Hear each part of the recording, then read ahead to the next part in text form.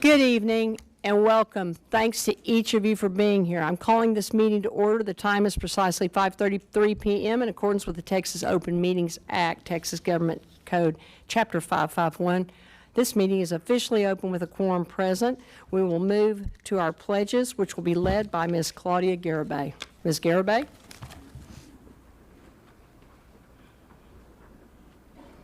I pledge allegiance to the flag of the United States of America, to the republic for which it stands, one nation, under God, indivisible. Honor the Texas flag.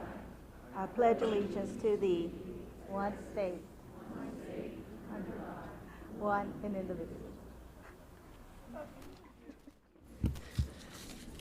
Ms. Garibay, would you like to announce our recognitions, which are many tonight? Very exciting.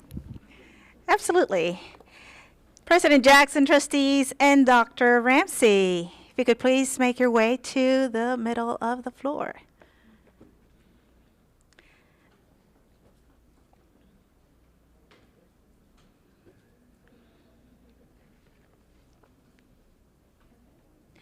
And ladies and gentlemen, tonight we were greeted by the JROTC from Trimble Tech High School. With us tonight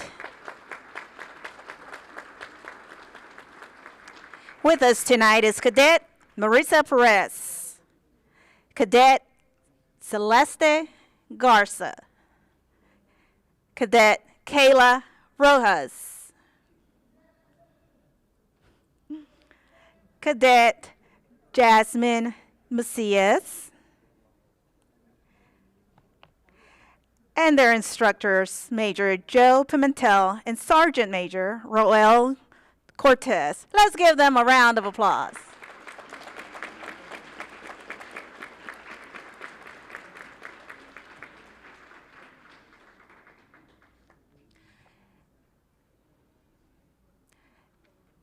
We can have the board have a seat, please.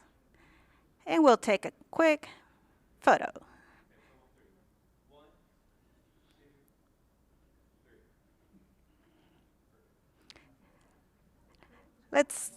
Thank you so much.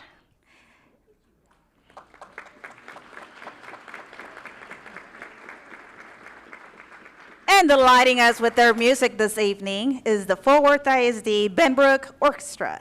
These talented students are directed by Orchestra Director Deborah O'Brien, Orchestra Mariachi Specialist Jennifer Martin, and Director of Instrumental Music Dick Clardy, and supported by our Executive Director of Visuals and Performing Arts, Christina Avila. The Benbrook High School varsity and non-varsity orchestras earned a sweepstakes award by earning a Division I rating in both concert and sight reading at the UIL Region 5 evaluation. Please join me as we recognize their work and dedication.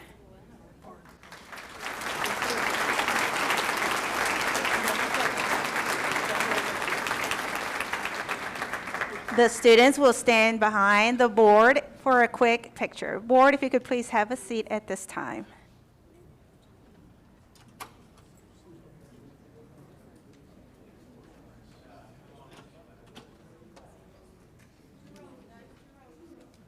We could have 2 rows, please. Taller people in the back.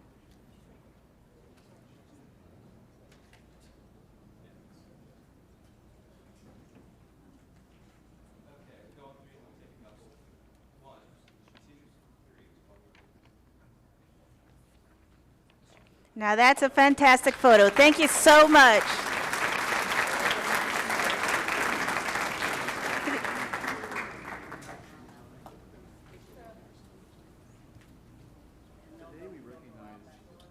Today we recognize the naming of the Richard J. Wilson Elementary School Gymnasium to the William Copeland Gymnasium. Coach Copeland has served as an educator in Fort Worth ISD for 35 years and has been a Wilson Wolf for 28 years. Not only was he an educator at Richard J. Wilson, but he was also a product of this school where he attended 1st to 5th grade. He has inspired numerous students as he coached football, soccer, softball, and taught physical education at Wilson. He made sure that every child felt validated, included, and successful. Rarely has he missed a day in the past 35 years. He has made a lasting impression on former students who often inquire if he is still teaching at Wilson. Coach Copeland has volunteered thousands of hours to better the lives of children in the South Side neighborhood. He has had the pleasure of teaching and impacting the lives of 3 generations in this community. His positive attitude and dedication to R.J. Wilson has made him a staple of the community. Let's give him a round of applause.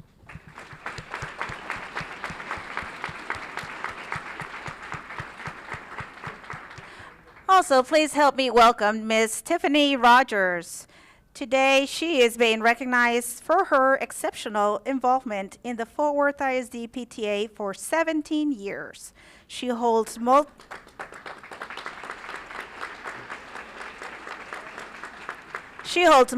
leadership positions, including serving on the Texas PTA Board of Directors and the Fort Worth ISD Council of PTA's board, and as president of Benbrook Middle High PTA.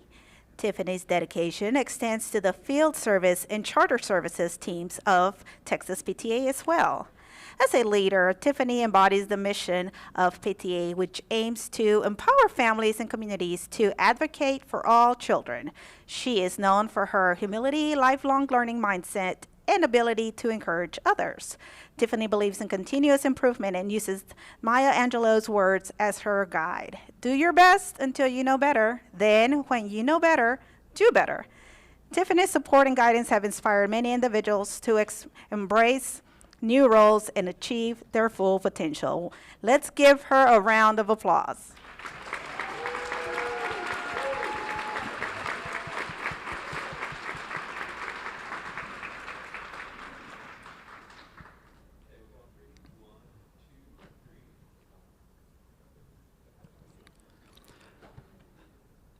Today we recognize Ben Lowry for his exceptional musical talent and achievements.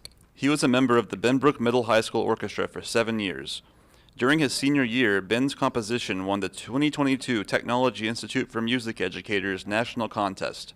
His remarkable piece was presented at the Texas Music Educators Association Convention, solidifying his reputation as a gifted composer.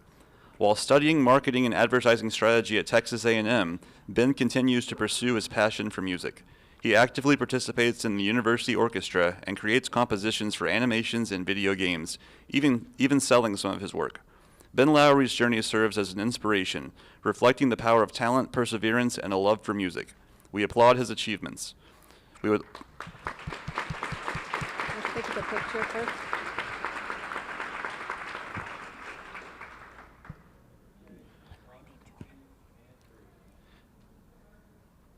We would also like to extend our recognition to Joy Kim, Thank you. the concert master of Benbrook Middle High School, for her exceptional achievements in the field of music. This year, Joy received the prestigious Texas Music Educators Association Texas Music Scholar Award, a testament to her outstanding musical abilities and dedication. As a 12th grade student, Joy has consistently demonstrated her remarkable talent and commitment to excellence. She has made all region, showcasing her exceptional skills as a violinist. Additionally, Joy achieved a remarkable score of 1 on her Class 1 UIL solo, highlighting her exceptional mastery of her instrument. In addition to her musical achievements, Joy has maintained a stellar academic record, earning straight A's throughout the year. We commend Joy Kim for her remarkable achievements. Let's give her a round of applause. Joy was here earlier with the choir group. She's making her way around, so we'll continue. The district commends the Fort Worth ISD Career and Technical Education Fashion Design students from Diamond Hill Jarvis and Trimble Tech High Schools for their remarkable achievement in the Next Gen Fashion Show, which took place during Fort Worth's Fashion Week in February. These talented senior students enrolled in the fashion design programs. They showcased their creativity by designing, creating, and modeling their collections. The event was a collaborative effort between Fort Worth ISD and Fort Worth Fashion Week, with senior fashion design students invited to develop multiple fashion lines and present their finished apparel items to a captivated audience at the Fort Worth Museum of Science and History. From the initial design process in the classroom to the runway and model preparation, the students gain invaluable firsthand experience in the world of fashion. Their participation in this prestigious fashion show is a testament to their dedication and talent in the field of fashion design.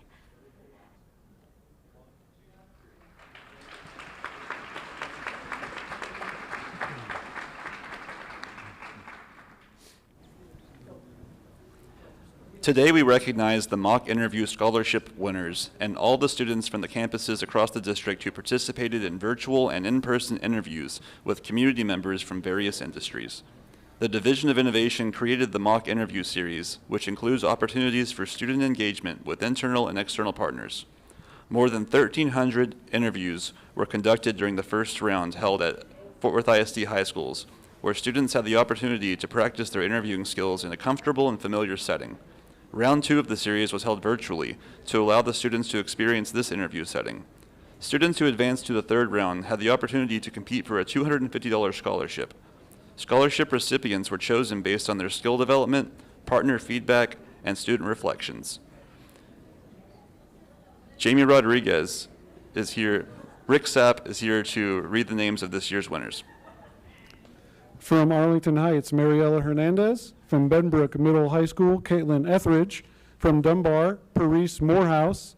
From I Am Terrell, Stephanie Casio and Angel Cervantes. From Northside, Richard Perez. From Odie Wyatt, David Garcia and Morgan Baldwin Jr. From Pascal, Marco Arevalo and Christina Hollingsworth. From Southwest, Michelle Escalante. From Tabs, Gail Delgado Guerrero. From TCC South, Anthony Cervantes. From Western Hills, Rachel Endogagwe. From World Languages Institute, Levi Landero and Vanessa Varro. And from Young Women's Leadership Academy, Kayla Mathis and Denise Rodriguez. Congratulations to these scholarship winners.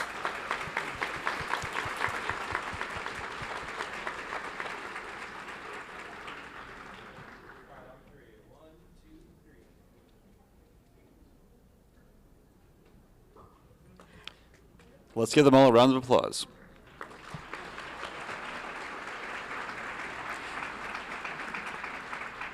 Thank you. You may exit to your left. Thank you very much. Next, we would like to recognize the Arlington Heights High School, the largest dance festival in the United States, showcasing high school dance, is the National High School Dance Festival, hosted at Point Park University in Pittsburgh.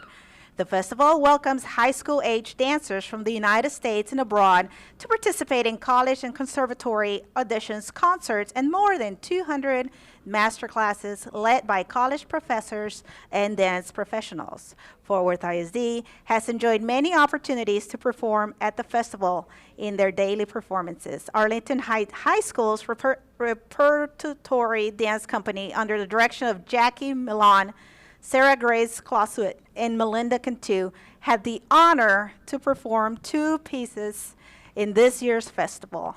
We are proud of this accomplishment, as there are hundreds of submissions. Let's give them a round of applause, everyone.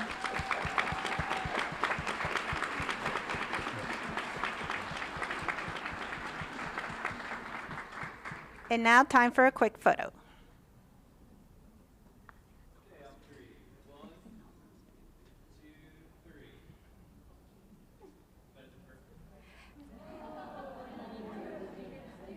Thank you, ladies. You may exit to your left. Appreciate that. Another round of applause, why don't we?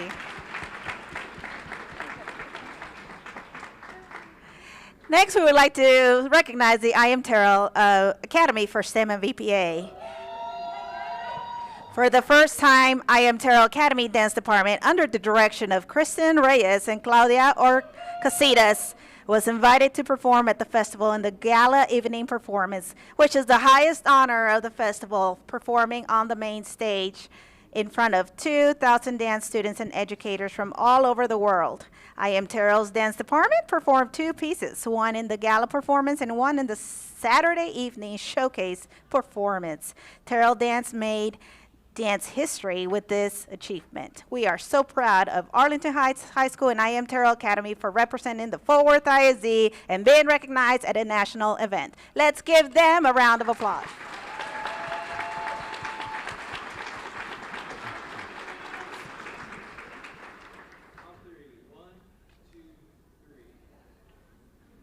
Thank you very much. You may exit to your left.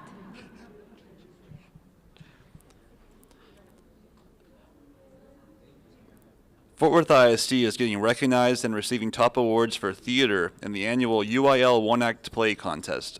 The district had 8 4A, 7 5A, and 1 6A high school participate in this year's District UIL One-Act Play Contest. This is the largest number of participating schools from Fort Worth ISD. 6 Fort Worth ISD schools advanced to the by-district contest. Today we recognize the following 2 schools for advancing to area and region. Arlington Heights High School, The Girl in the White Pinafore, directors Andrew Bullard, Eddie Garcia, and Jeremy Lopez. Advanced to by-district area and received alternate to region for 5A UIL One-Act Play. Let's give them a round of applause.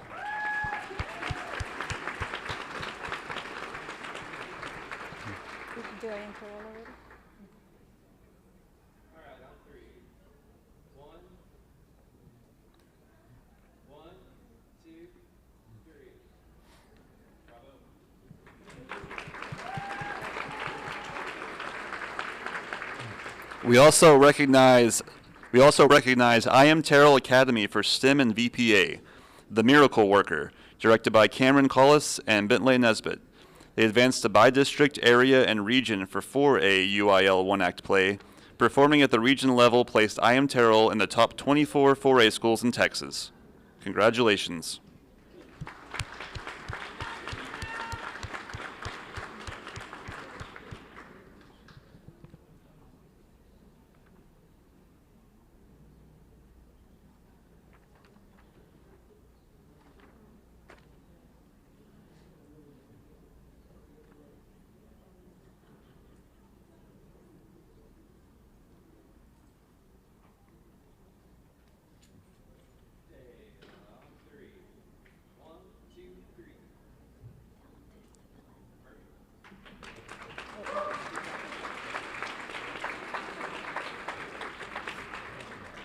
Ladies and gentlemen, Fort Worth ISD was represented at this year's UIL State Track and Field Meet by 5 high schools this past May in Austin.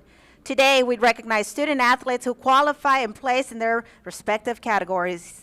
We have Aaron Martin from Western Hills. In the 4A division, Aaron Martin, a Western Hills senior, placed 6th in the 4A boys 100-meter dash. Top 6 in the state. Is an outstanding finish to Aaron's high school athletic career. The Western Hill boys head track coach is Craig Clark.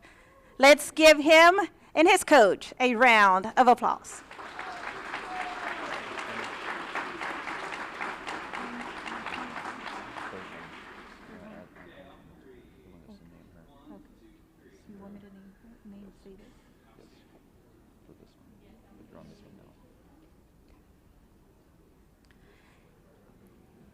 YWLA's junior Peggy Carr made her second appearance at the state track and field meet. Peggy placed 6th in the 4A girls discus throw, scoring points in each of her UIL state track meet performances.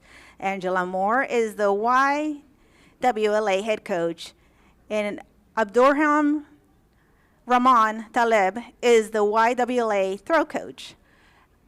Let's give them a round of applause.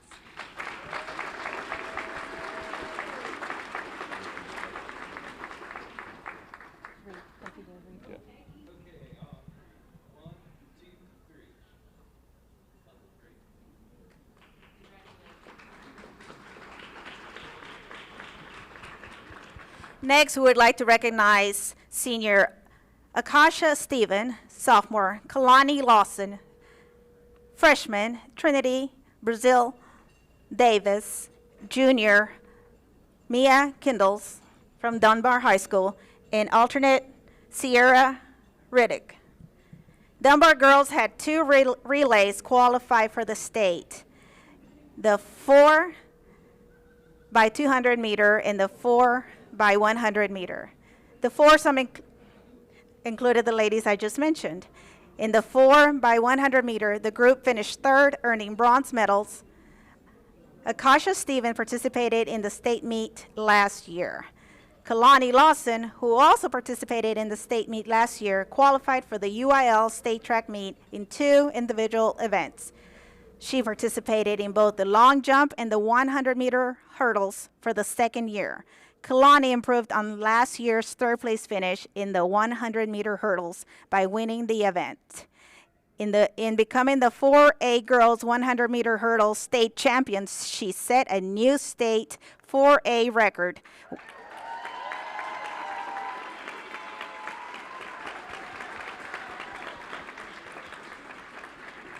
Listen to this, with a time of 13.98. Kalani is the daughter of Todd Lawson, athletic director, head football coach at Dunbar. She is coached by athletic coordinator, head girls track, Leah Matthews Gillum. Coach Lawson and Coach Gillum are Dunbar alumni. Let's give them a round of applause.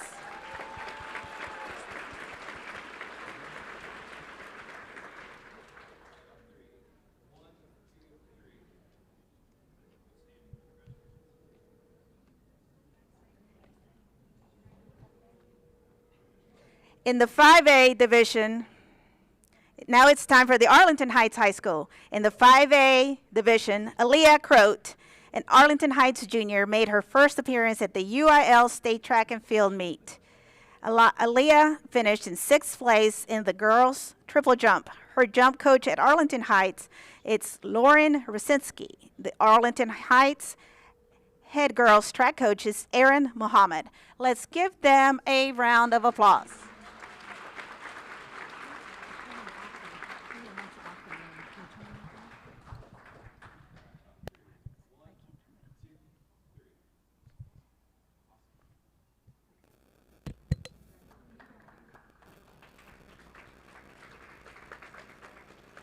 Fort Worth ISD ended the state meet on a great note with our second state champion, Odie Wyatt's junior, Malik Franklin, who won the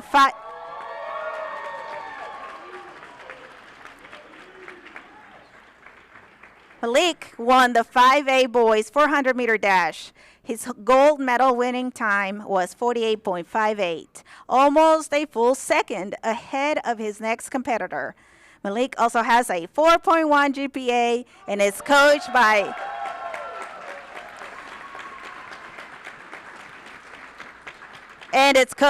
Quentin Cross. Let's give him and his coach another round of applause.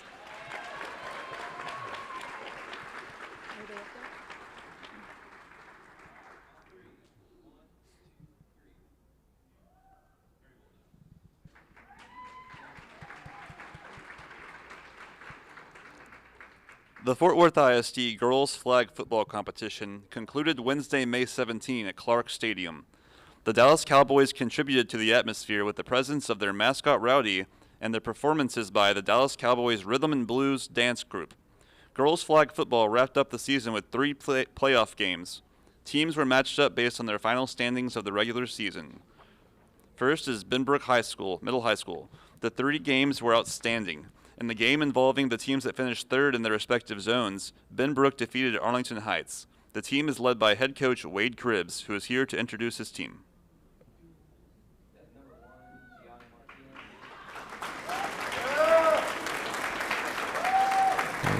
Did that go through? Number 1, Gianna Martinez. Number 2, Hannah Colvin. Number 3, Zoe Smotherman. Number 4, Judith Jimenez. Number 5, Jakira King. Number 6, Cadence Weist. Number 7, Vaughn Aiden. Number 8, Faith Herrera. Number 9, Campbell Cox. Number 10, Natalie Zapata. Number 11, Katie Lloyd. Number 12, Brooke Moreno. Number 13, Cheyenne Morris. Number 14, Hannah Madison. Number 15, Elena Huff. Number 16, Andrea Castellano. Number 18, Kiara Froelich. Number 19, Emily Sadiq. Number 21, Aaliyah Copeland. And number 22, Victoria Arriaga. And then we have our manager with us, Alexis Sadiq. I'm head coach Wade Cribbs, and this is my assistant, Coach Campbell.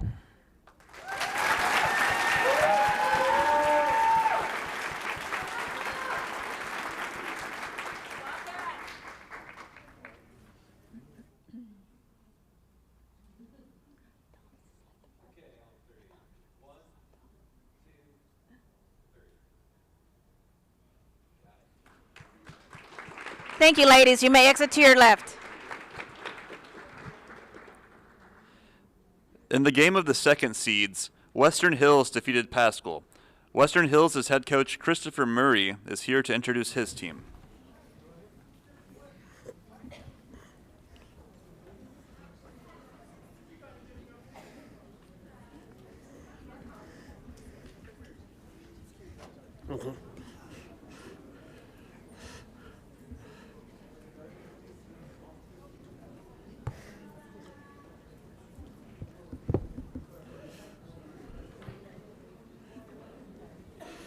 The ladies that are here to represent Western Hills today, I have Surveyor Dixon, number 6, Alice Edmond, number 14, Karen Sylvia, number 15, Jazz Henry, number 19, Rachel Decalingue, number 20, Alize Jones, number 21, and Linnea Hall, number 24.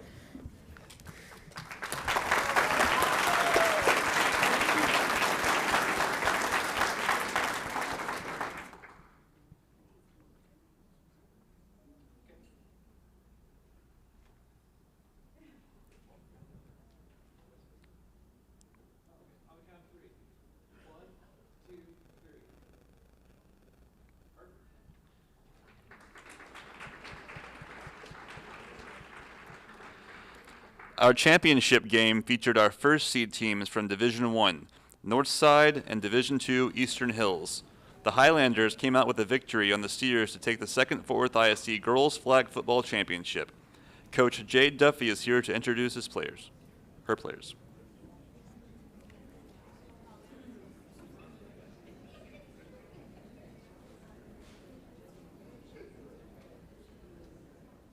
Our Lady Highlanders this year are number 1, Riley Larson, number 2, Jada Clay, number 3, Evelyn Torres, number 8, Sydney Van Gilder, number 12, Lauren Price, number 15, Kaylani Campson, number 18, Shiny Suzuki, and number 24, Aaliyah Franklin, and unfortunately she had to work tonight. And I'm Sonia Van Gilder, assistant coach. Let's give them a round of applause.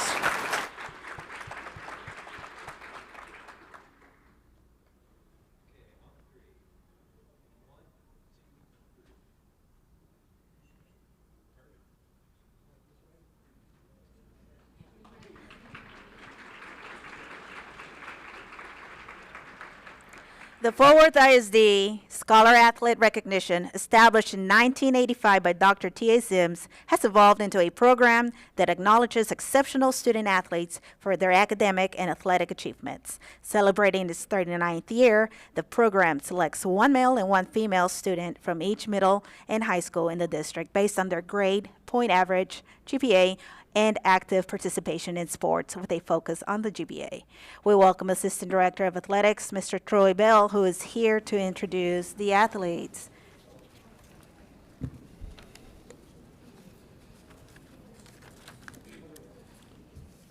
Middle school.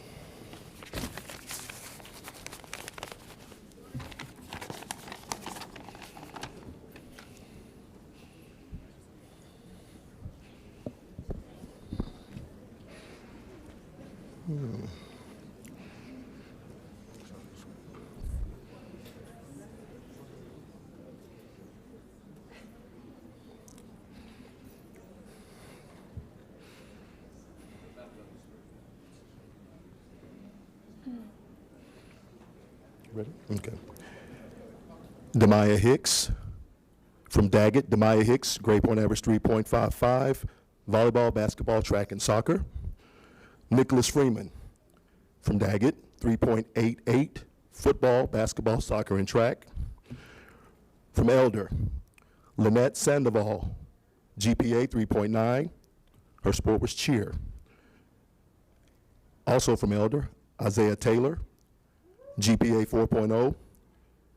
Cross country, football, basketball, and track. Forest Oak, Janelli Alcala, GPA 3.7. Sport, volleyball, track, and soccer. Also from Forest Oak, Zion Smith, 3.65. Sport was football. From William James, Catherine Hidalgo Elias, GPA 4.0. Sport was soccer. Also from William James, Christian Negrete, GPA 3.8. Sport was football, basketball, and track. From Kirkpatrick, speak up a little. Keila Gutierrez, GPA 3.9. Sport was volleyball, basketball, and soccer. Also from Kirkpatrick, David Martinez, GPA 3.91. Sport was basketball, track, and soccer. From McLean, Kate Cothran, GPA 4.0. Sport, basketball, and track. Also from McLean, Will Draper, GPA 4.0. Sport was football, track, and soccer. From Meacham, Daniela Reyes, GPA 3.7. Sport was volleyball and track. Also from Meacham, Edgar Dominguez, GPA 3.5. Sport was football, basketball, and track. From Meadowbrook, Jaden Robertson, GPA 3.8. Sport, basketball, and track. Also from Meadowbrook, Isaiah Aguayo, GPA 3.7. Sport, cross country, and soccer. From Monic, Chanel Beard, 3.79 GPA. Sport was track. Also from Monic, Ben Harris, 3.92. Sport, basketball, and soccer. From Morningside, Michaela Knox, GPA 3.0. Sport, volleyball, basketball, track, and soccer.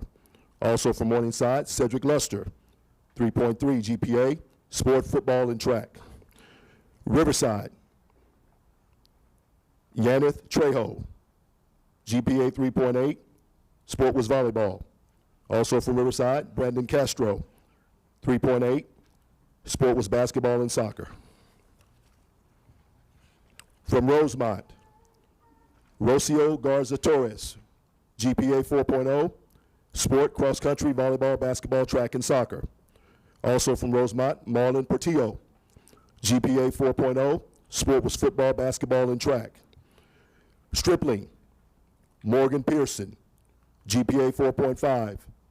Sport, volleyball, track, and soccer. Also from Stripling, Richard Gallardo, GPA 4.4. Sport, basketball, and track. From JK, Lamaria Gatewood, GPA 3.3. Sport, volleyball, basketball, and track. Also from JK, Bryson Johnson, GPA 3.7. Sport, football, basketball, and track.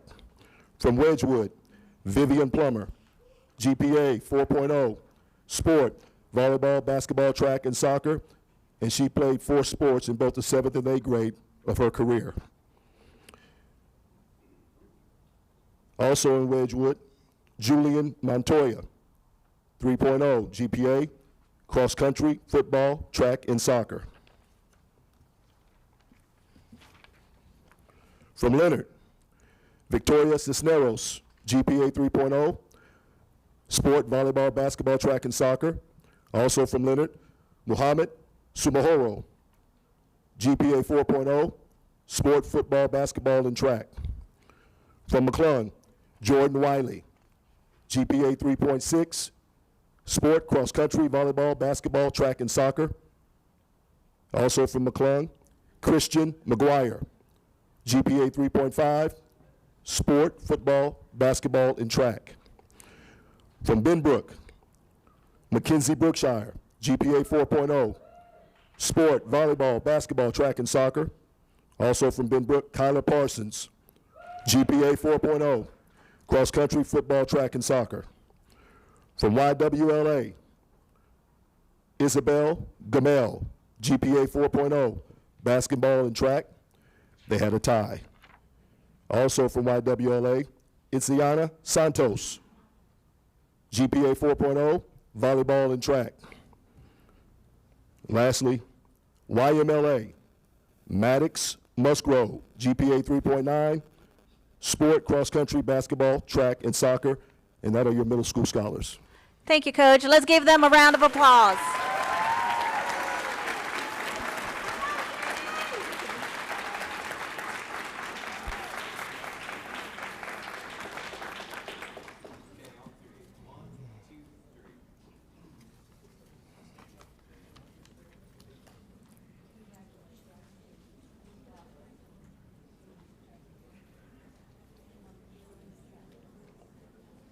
This year, tonight, we would also like to recognize our high school scholar athletes. Once again, here is Assistant Director of Athletics, Mr. Troy Bell, who will introduce these fantastic athletes. Okay.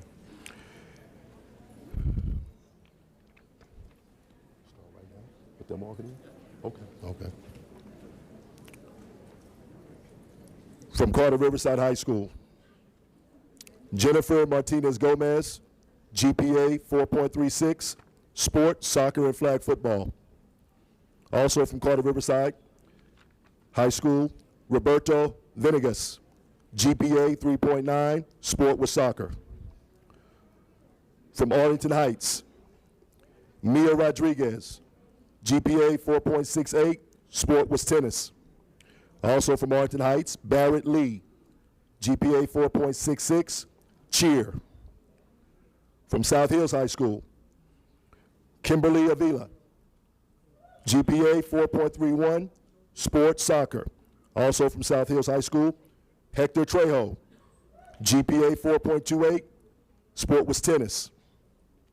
From Diamond Hill Jarvis High School, Jayla Gonzalez, GPA 4.1, sport, volleyball, basketball, softball, and flag football.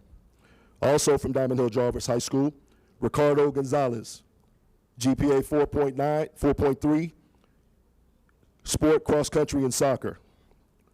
From Dunbar High School, Akeisha Stephen, GPA 4.13, sport, volleyball manager, and track.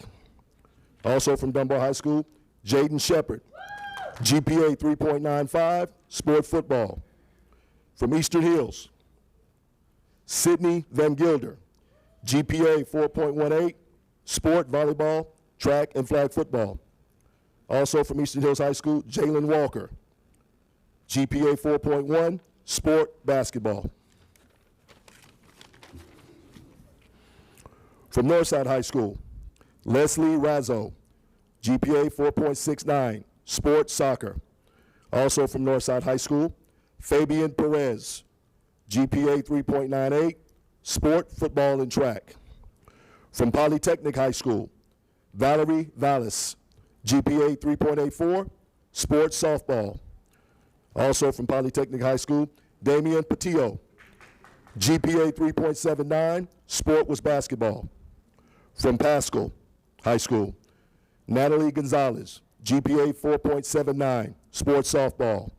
Also from Pascal High School, Kendrick Hayes, GPA 4.78, swim and football.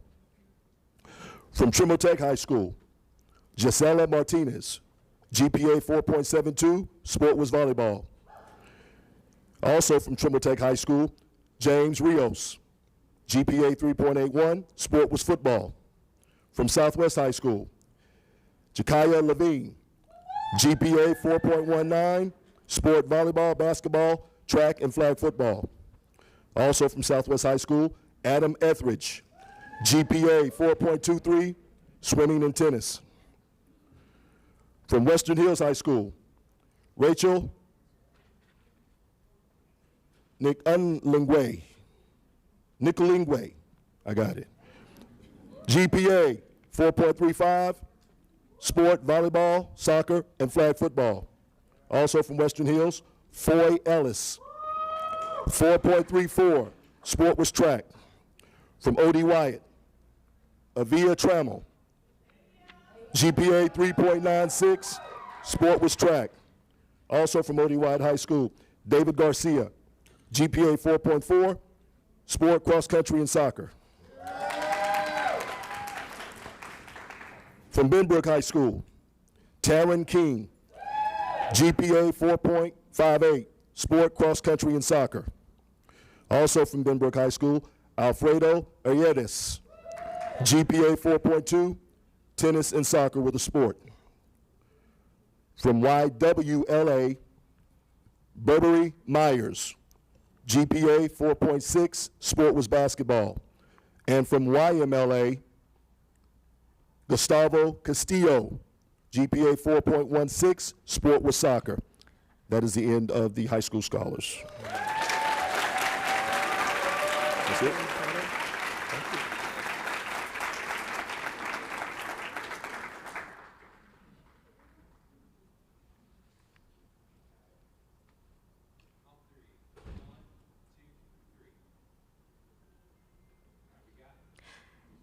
Thank you. One more round of applause. Ladies and gentlemen, this concludes our recognitions. Thank you very much.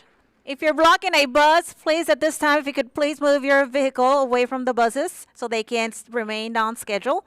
If you're blocking a bus, please move your vehicle at this time so they can proceed. Thank you very much.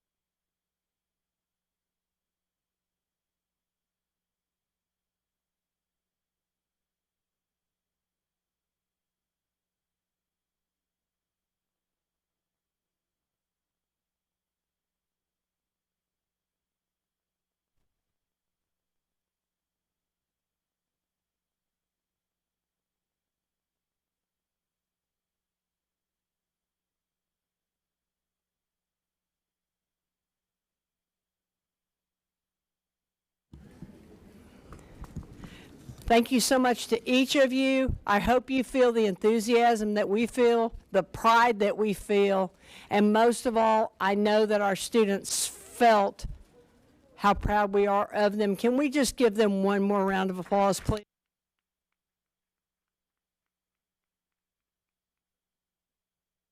Thank you again to each of you, for being here with each of us this evening. Dr. Ramsey, we're ready for the Lone Star Governance Goal 3 presentation, College Career and Military Readiness. Thank you. Dr. Sines and Ms. Risby are here to speak to us today about Goal 3, College Career Military Readiness. So I'm going to go ahead and turn it over to them.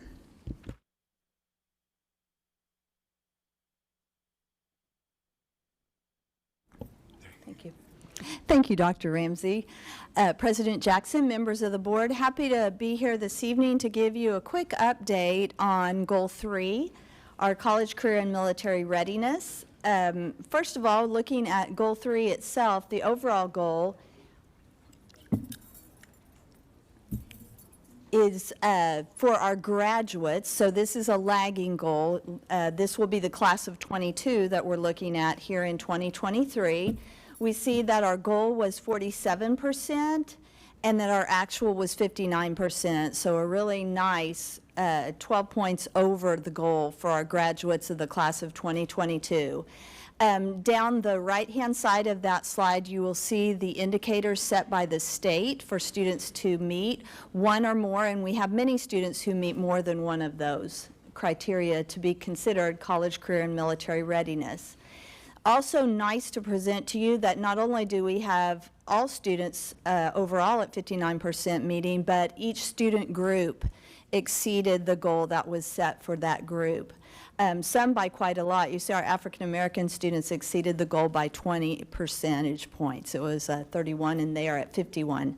That dark line on each orange bar is the goal, and then the orange bar is the actual achievement of our students in that class of 2022. Goal Progress Measure 3.1 is for 12th grade students meeting college, career, and military readiness. Students can meet that anytime during high school, but as they get into 11th and then 12th grade, they're more likely to hit that mark. So for our 12th graders, we see that the goal in 2023 was 37%, and currently 12th graders are at 42%. So we've exceeded that goal as well by 5 points. This number will go up for those 12th graders as more data come in. We'll have on-ramps data coming in June. We'll have some advanced placement data come in July. And throughout the summer and fall, we will also get the licensure and certification data. So you'll see that that number, when we report it to you as your Goal 3, next year will be higher than this. But a nice start and ahead of the target for that senior class. We also, for the senior class, have every group exceeding the target. So you see the groups there again, their performance is in orange, and then the targets are those dark bars. We'll come back to you with some additional Goal 3 information as it becomes available. Your other Goal Progress measures, 3.2 is around 9th grade success, and 3.3 is 9th grade completing algebra. So as we wrap up school later this week, then we will start to get those data in and can get those to you. Just a reminder while we were here about the STAR testing updates. I know that you've heard this from me and also from Dr. Ramsey about the changes in the system this year, both the A through F reset and then the STAR test itself. Due to those changes, we are delayed with scores this year. So we're expecting our end of course scores for our secondary students to be here about May 31st. And then 3rd through 8, where there are major changes, not until August. And so TEA is projecting August 11th for those scores. Schools are letting parents know that, but I wanted to be sure that we said it here tonight because I know that you as board members also receive questions about scores, and so you can feel free to share that. The two sheets that you see on the slide are for end of course and grade 3 through 8 that were sent home for parents. Wanted you to have that too, and I'm happy to send those to you by email as well. They're small on the slide, I know. That was our quick Goal 3 update tonight, and if there are any questions, Dr. Sines and I are happy to answer.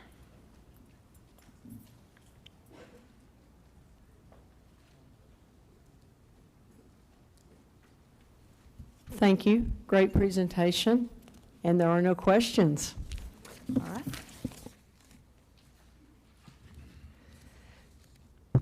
Next on the agenda is the 2023-2024 Budget Development Update. Dr. Ramsey will introduce leadership to present. Thank you. We're going to ask our Chief Financial Officer, Carmen Arieta Candelaria, to come forward. And I believe she has some staff members that are going to join her as well. Yes, Dr. Ramsey. Patricia Young is the Executive Director of Budget. She should be making her way up here. And here she is. All right, well, good evening. President Jackson, members of the board, Dr. Ramsey. I'm here to provide a quick budget development update, just to give you some more information on our ongoing efforts to develop the 23-24 budget.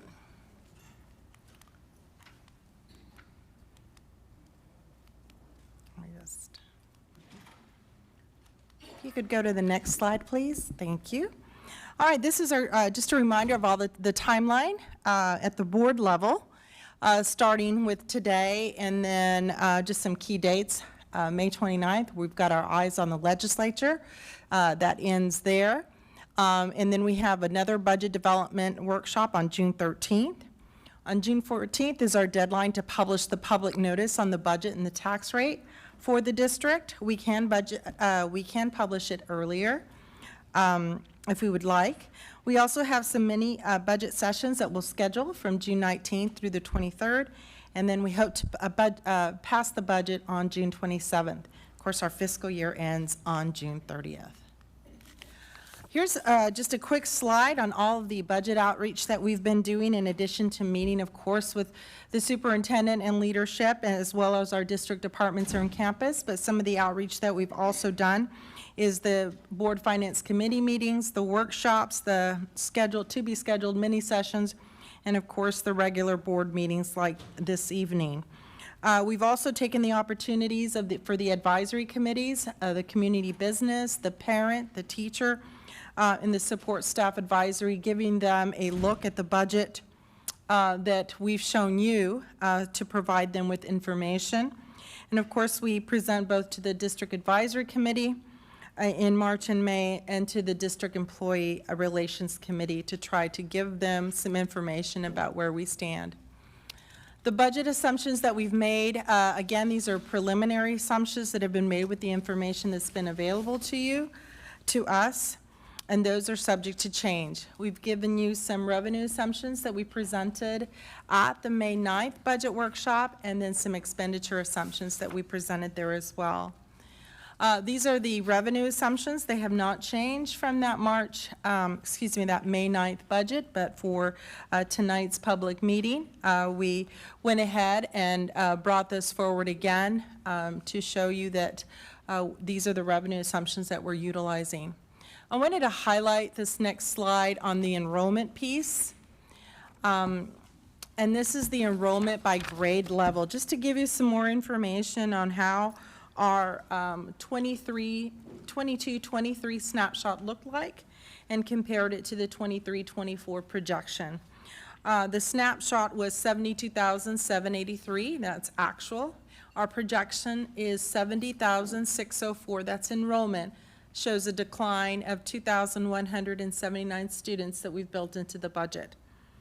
From an ADA standpoint, average daily attendance, that is how many students of those enrollment are actually attending class. From 22-23, it's 64,712. And then for our projection that we're utilizing is 63,544. Again, the decline there is 1,168, which shows our improvement of our attendance to 90% that we're going to utilize for our budget. For our expenditure assumptions, they remain the same. Some of the things that we're really watching, of course, are the compensation recommendations that will be finalized and incorporated into the budget. And then the TRS increases that I have a slide to show you this evening with regards to that. The other items remained relatively the same, with the exception of the one-time purchases that I'll go over in a subsequent slide. I want to go over the legislative uncertainties just again. Given the uncertainty of the finance bill that was going and then it stopped, and now we hear it's going once again, the recommendation is that we base our budget on no increased allotment or any other changes at this time. While monies have been set aside for this at the legislative level, it is difficult to predict if any of those dollars will actually flow to the school district. So the recommendation that we're getting from TASBO and others, the Texas Association of School Business Officials, is to not budget any increase whatsoever. And so that's what we're going to present a current law for you this evening, but this is the basis for that. Any property tax relief bill that is passed in the House, that again, it doesn't add any additional dollars for school districts. It is just the difference, it just replaces local dollars with state dollars, so it's just that formula. It doesn't really do anything for us from a additional funding perspective. I will say that there's a House Bill 100 that has moved and has gotten some traction, and there are some increases in the basic allotment. They're not as rich as they were in the prior House Bill 100. So that being said, I want to focus your attention here on this particular slide, because this is what we need to be focused on with regards to our current law and this budget that we're bringing forward at this time. So on the third column from the left is the proposed general fund current. That is as if no changes happen within the legislature.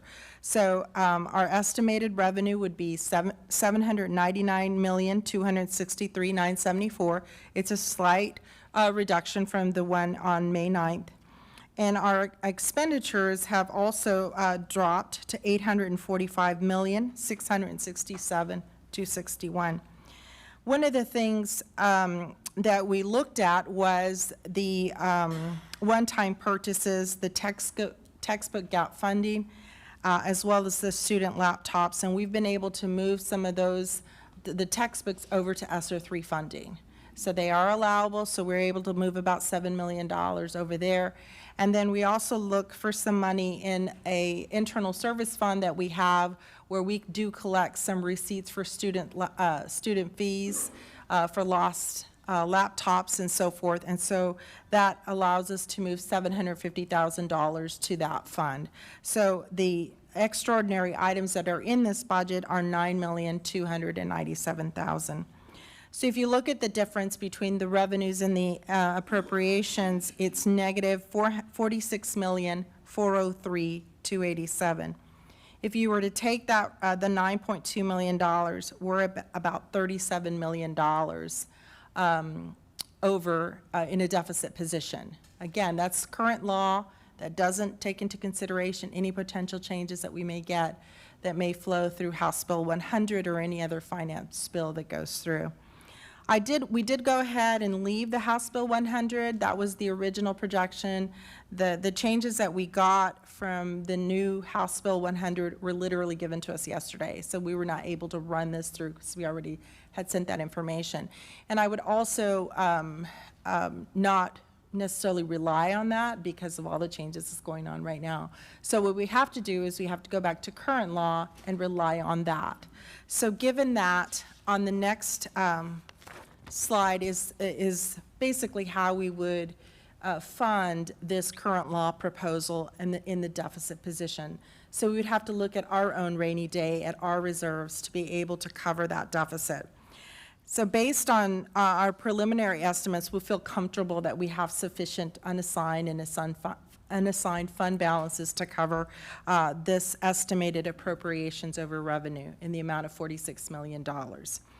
We have about 147 days of fund balance based on our most current forecast. And if we utilize reserves to cover that deficit, that $46 million deficit, it would bring us down to about 126 days. And the recommendation from both TASBO and the GFOA, GFOA is our Government Finance Officers Association, they say our unassigned fund balance should be about 60 days. That should be the minimum. Our first indicator actually grades us on that, and it looks at 75 days of the combined assigned and unassigned fund balance in order to pass that test. That is a pass and or fail test. So we felt comfortable that we could bring that forward and give you a plan to say, if the board so chooses to adopt this budget along with the compensation that Dr. Pena presented at the May 9th meeting, this is what it would entail. We're still scrubbing the numbers. We're still trying to make a determination as to whether or not we can fund certain things in other places, but this is where we're at today, and we felt comfortable advising you that this would be how we would propose to fund the deficit balance. On the next slide is the debt service fund. This did not change. This is still proposed at total revenues of $159,258,000 and our expenditures at $149 million. Again, this is predicated again on the preliminary certified values that we received in April. So we would project that we would have an excess revenue over expenditures of $10,030,000. On the next two slides are just wanted to give some refresher on the tax rate. Our tax rate currently is 1.2816. Again, you don't pass that tax rate, consider that tax rate until August, because we received our certified values in July. Our INS rate, I noted there, stayed the same, and that is what we use in our debt model at 29.2 cents. And our tax rate on the maintenance and operations side, our operations fund, is just below 98 cents at 98.96. So combined is that 12816. And on the next slide is the history of the combined adopted tax rates, a drop this year of 6.16 cents to 128.16. I have run the calculations with regards to our tax rate for next year. I do anticipate, even under current law, that it would drop. Just don't know exactly where that number will settle, and we won't know that until July when the certified values come out. But we do anticipate that tax rate will decrease. Okay. The food services, we've made some alignment here as we have received our contract. We think we're going to be, so that total expenditures has dropped to $49,690,485, leaving us an excess amount of $3,038,000 to add to the fund balance. At the last presentation, I did indicate that I would reflect on some benefit changes. The next slide is really the main focus that we're looking at right now, and this is the TRS Active Care potential changes. So 6,439 of our employees take this plan, and that's the current enrollments compared to our total amount of employees, which is around 11,000. It's just to give you some perspective. The district contributes $287 on a monthly basis on the employee-only premium, and all premiums actually, but the employee-only premium is currently $417. We've been hearing that the increase is going to be anywhere from 10 to 20%. You know, we really don't know what that is actually going to be. Again, last year there was no increase. We are hearing it's significant. We are also hearing that the legislature may pick up some of that increase. So if 10%, if there's a 10% increase, then that 10% is 100% borne by the district, i.e. it's not passed along to the employees. It's an additional $2.2 million in the budget, and if it's 20% and 100% is borne by the district, then it would be about $4.4 million. So that just kind of gives you some perspective. We currently spend $22.2 million as our contribution for healthcare under this plan. And this is also one of the ones that we did present to the Board Finance Committee sometime back.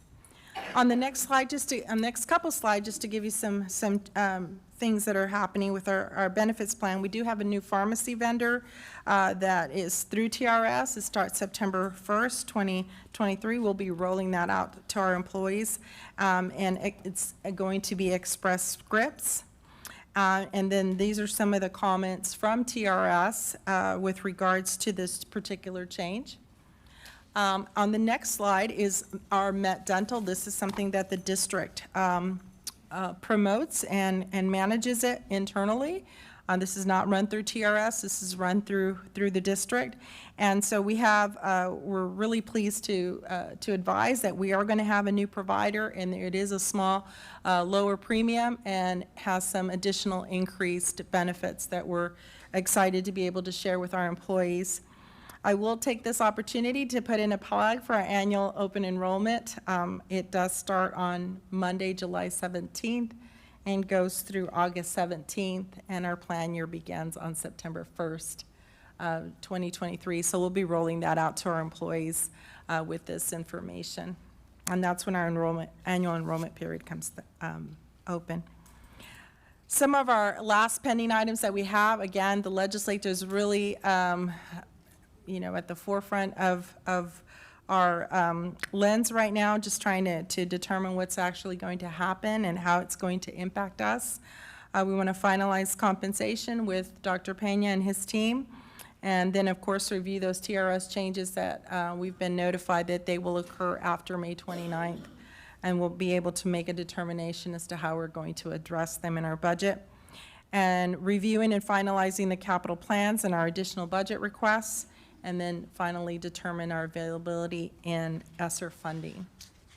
Our next meeting will be on June 13th at our budget workshop, and so we look forward to sharing hopefully some better information at that time, and just another update to all of you to continue to keep you informed of our progress.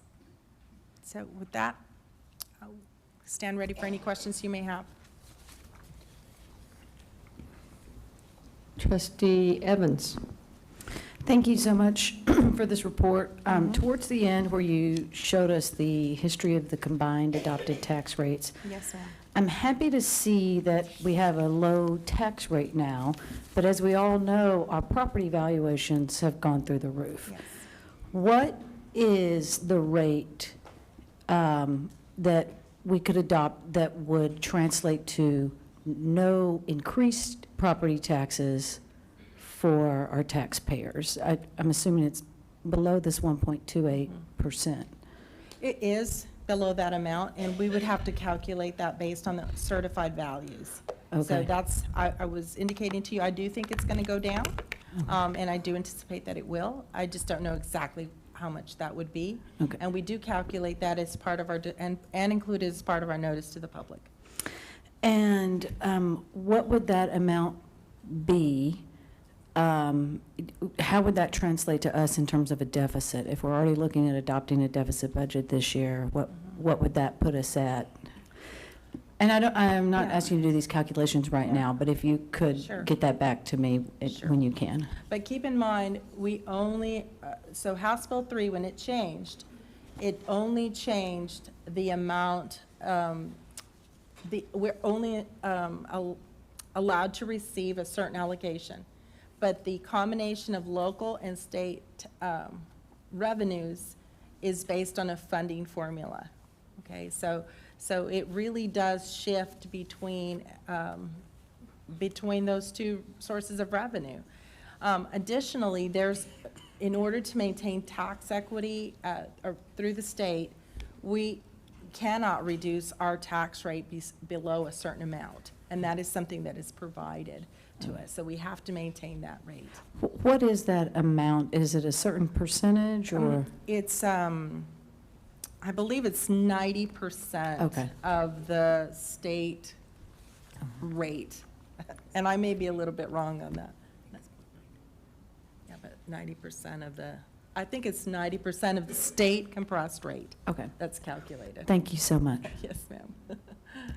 Trustee Luebanos. Thank you, President Jackson. Thank you for this report. Towards the end, on debt service fund, I think it's like two more up from this slide. The no.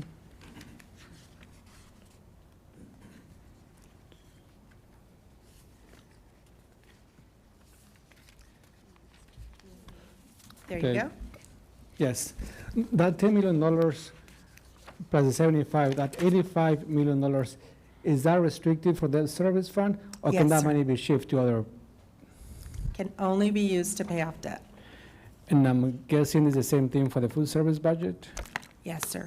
So only for that specific line item? Yes, sir. And there's a calculation for food services specifically called excess fund balance that we're required to submit to the state, and they approve what we can spend that excess fund balance for.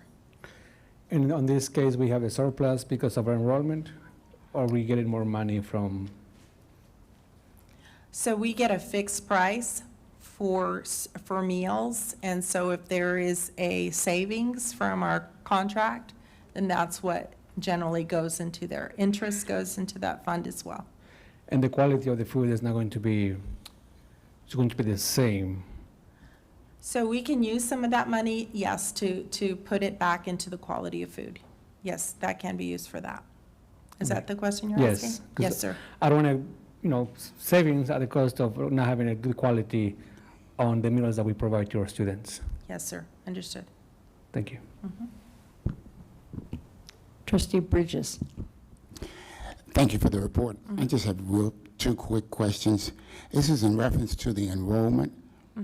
When we look at the enrollment by grade level, do we see an area where we're losing students more in one grade over the other one?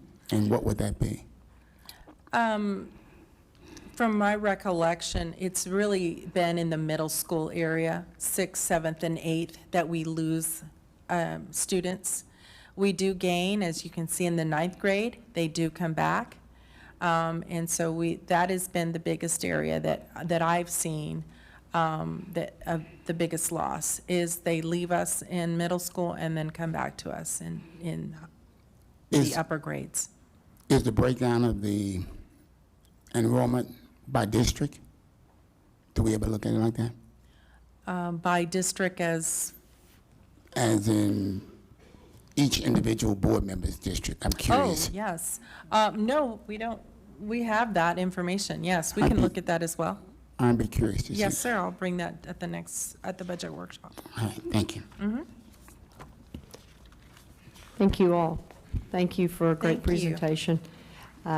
We're up to the board committee and superintendent update written reports, which we all received via email. Are there any comments or questions regarding either the board committee report or the superintendent update report? I have a quick question about the profile of a learner from the SWOT. Could you just tell us a little bit more about that and how we will go about creating that?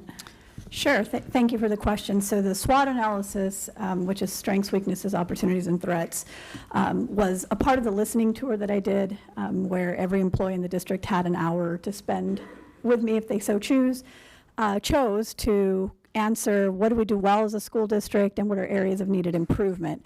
We are going to be contracting with a partner to be able to do a super inclusive process where we do profile of a learner, profile of an educator, profile of a leader, and really look at what does our community as a whole, community members, family members, staff members, what do they think the attributes and characteristics need to be of a student by the time they graduate from Fort Worth ISD, so that then we can backwards map.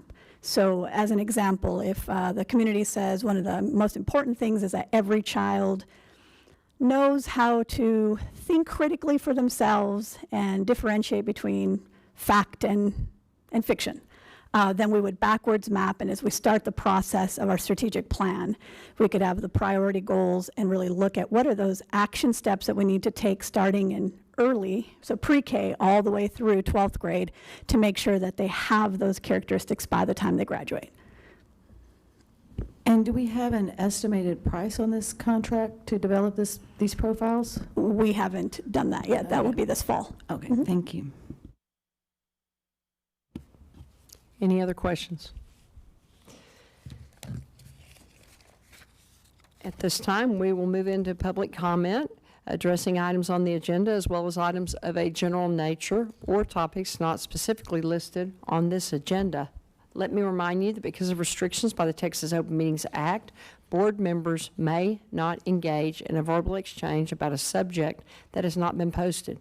We will listen and we will take notes, but the board is prohibited from responding to any inquiries made during a board meeting on any topic not posted on the agenda. However, the board may reply with 1, a statement of specific factual information given in response to the inquiry, 2, recitation of existing policy in response to the inquiry, or 3, direct the person to visit with staff about the issue. While this board listens to concerns of a general nature, speakers should practice normal rules of decorum.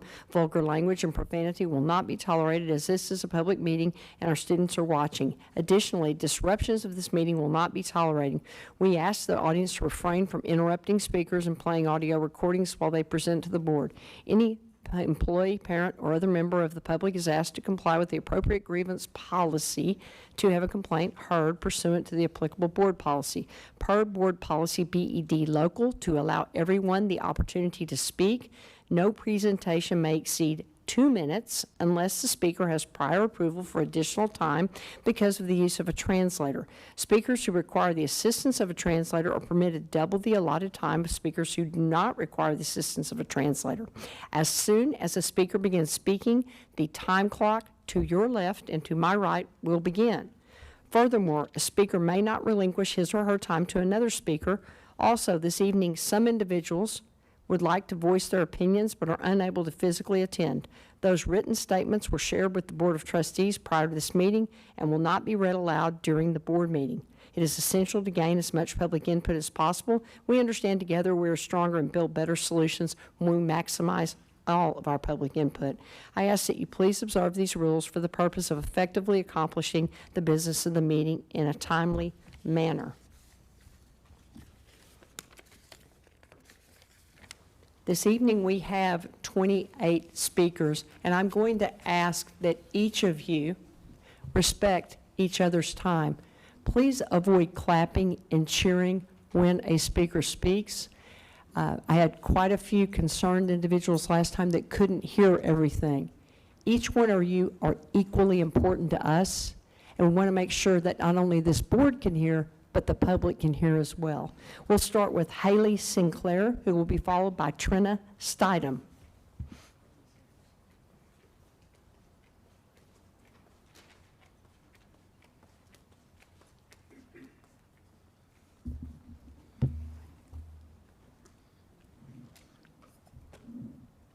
Hello, my name is Haley Sinclair. I'm the co-chair for the School Health Advisory Committee. Fall 2022, over 2,000 parents gave active consent for their children to receive human sexuality instruction while they were enrolled that semester in health class.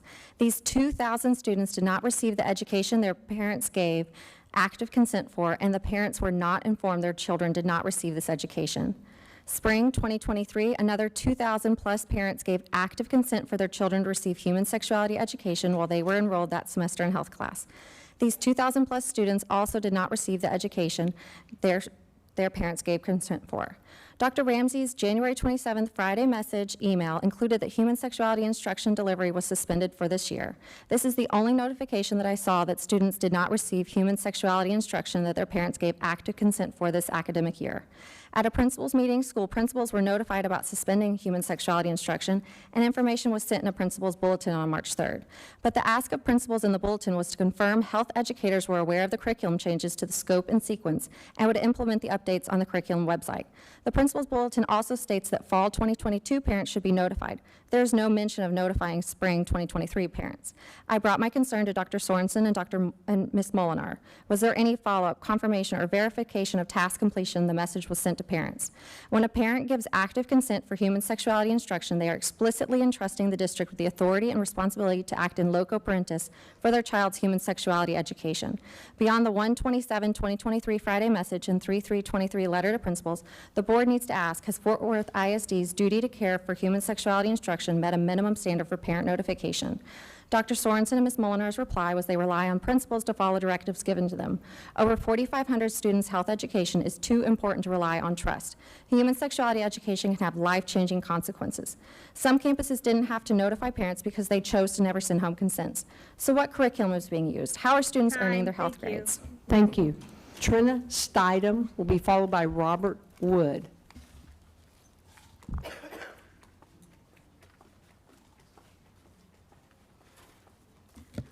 Good evening. My name is Trina Stidham.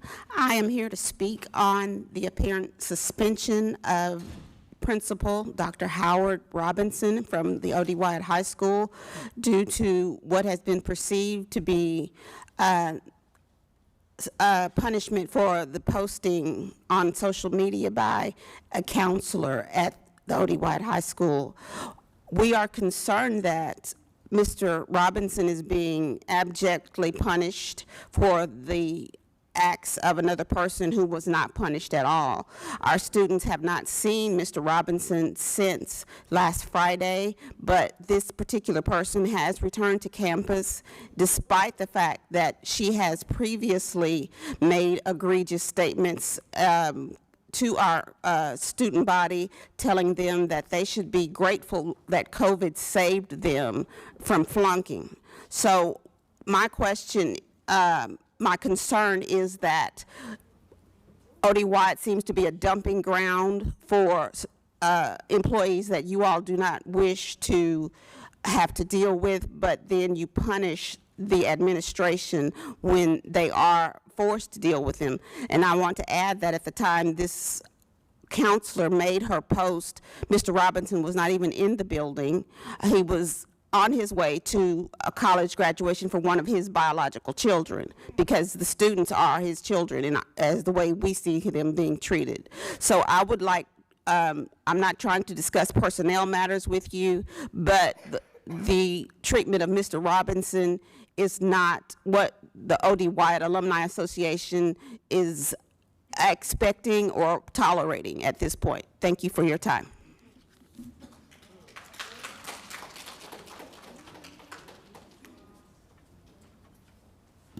Robert Wood will be followed by Lanice Robinson. Robert Wood, thank you guys for your time. As a child in school, you begin with simple stories and simple concepts, picture books and small words. When you grow, you learn and you read more complex books, first chapters and then books with few pictures. Soon you're reading books with long words and small print and not a picture in sight. At each stage, you are exposed to more complex ideas, more nuance and distinction. People in the stories are not simple caricatures, they become complex and real. There is always more than one perspective, and a trained and agile mind enjoys the discovery of the truth. This is the process of education. This is good.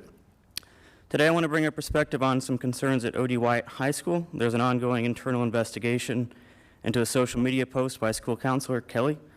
This post included pictures of an approved staff dresses like a student day and comments on how enjoyable the day was. I know Kelly Pisano. We are in the same small batch church.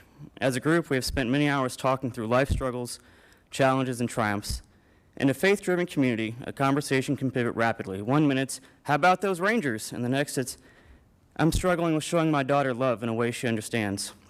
Church can be a beautiful form of community full of laughter and tears. It respects the individual and grows character by focusing on the truth of Jesus, his works, and people change. In my church, Kelly is known for being authentic. Kelly does not hide from people. She does not make a fake front. In the past, she did, but now she has grown out of fronting and chooses authenticity in her relationships. It makes us all better. As befits a school counselor, Kelly's an effective listener and encouraging in conversation. You walk away from a Kelly conversation feeling better about life. This is good for students. Kelly has a heart for people coming from disadvantaged backgrounds and headed into uncertain futures. For the past 2 years, she has asked for monetary support from our small church to contribute to an O.D. Wyatt staff collection. We have joyfully contributed. Kelly tells us of prom tickets purchased, graduation gowns given, and live on your own supplies provided to needful students. Thank you. Thank you. Lanice Robinson will be followed by Trinace Dorsey Hollins.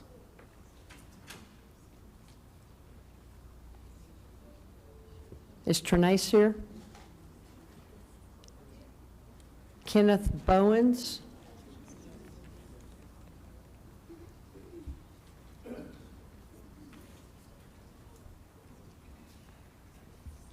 Trinace Dorsey Hollins. Hello.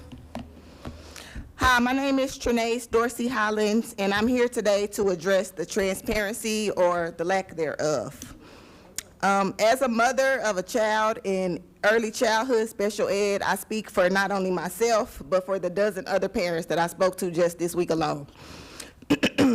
Due to the updates in the plats or the rezoning, parents of children with special needs, we don't know where our children are going to be going to school next year. The only information that we're being given is that we'll get a letter midsummer. That's unacceptable. Like, our babies need and require more planning and preparation, and you guys do this every year. Like, I just want to know, like, why does this continue to be the norm for our children, for the special needs children? It almost feels like discrimination to me. I don't really know another way to put it, but that's what it almost feels like to me. Like, y'all need to do better when it comes to our kids. And then on top of that, if there's counselors making fun and mockery of our students, how do you expect them to learn? Like, it's ridiculous.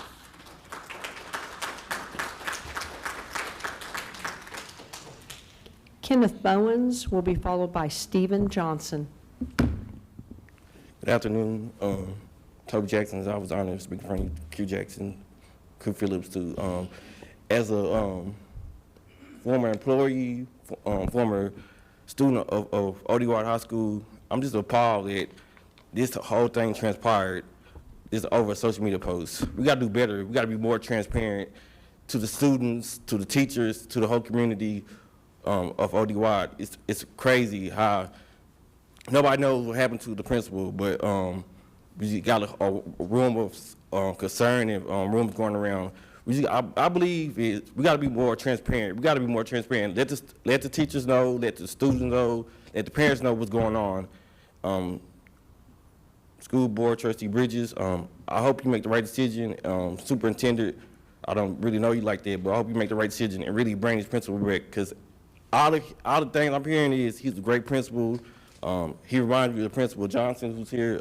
He was my principal in 2010, so I feel these teachers, these students, these parents, we got to be more transparent and let them know what's going on and bring this principal back. Graduation's going to start up this week, so please, I'm asking you right now to bring this principal back and let the teachers know, students know, counselors know what's going on and be more transparent. So I'm going to keep it short and simple like that, to bring the principal back.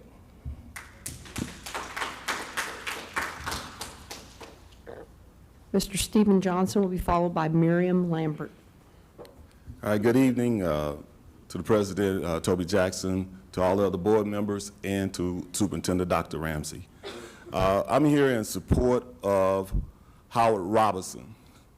One of the things when I was a director, they wanted us to go out to our schools and share with our campuses to allow the data to drive the decisions, Mr. Robinson is a high-performing principal. He has performed at every level, elementary, middle, and high. This past rating, the campus was 2 points from being a B-rated campus. I don't understand why Mr. Robinson is not on the campus. What data is out there that's keeping Mr. Robinson from being on the campus? What data? Data should drive the decisions for Mr. Robinson to be out the campus. What data is out there that's keeping him from being on the campus? Mr. Robinson, the data that I want to share is Mr. Robinson was at Dunbar 2016. Since Mr. Robinson left Dunbar, there have been at least 6 different principals to try to run that particular school. It's not easy to replace a principal. Mr. Robinson needs to be on the campus. I'm at the mercy of the board to allow Mr. Robinson to report back to his campus as soon as possible. Thank you.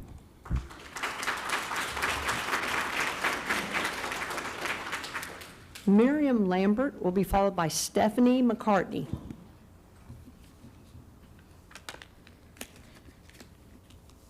Today's children are depressed, angry, and oftentimes dangerous. Reading is a big step in healing the mental illness. As children acquire skill sets, it settles their minds and gives them the confidence of having personal power. By reading, children can learn all of the possibilities, travel, jobs, inventions, as well as learn what does and does not work in healthy living. By reading, they can learn the skills of civil debate that requires both research and factual speaking, but more importantly, gracious listening. Why is listening important? Because it gives respect to another person. By reading, students can learn possibilities on how to problem solve without yelling, screaming, cussing, and threatening others. Children need to get away from text so they can learn to interact with humans. They need to read that idle hands are the devil's playground. If our students learn skills like woodshop, sewing, cooking, budgeting, then they would not feel so powerless. It is in feeling powerless that tragedy takes place. Self-hatred and envy towards those that seem more capable drowns civility and compassion. We need to start with reading, and as students see that they are able to learn to read, they will know the possibility of fighting with civil debate rather than physical violence. In summary, let us teach our kids to read so they can make better decisions and they can read directions and learning more skills. And a good way to start that is with phonics. Thank you so much for listening.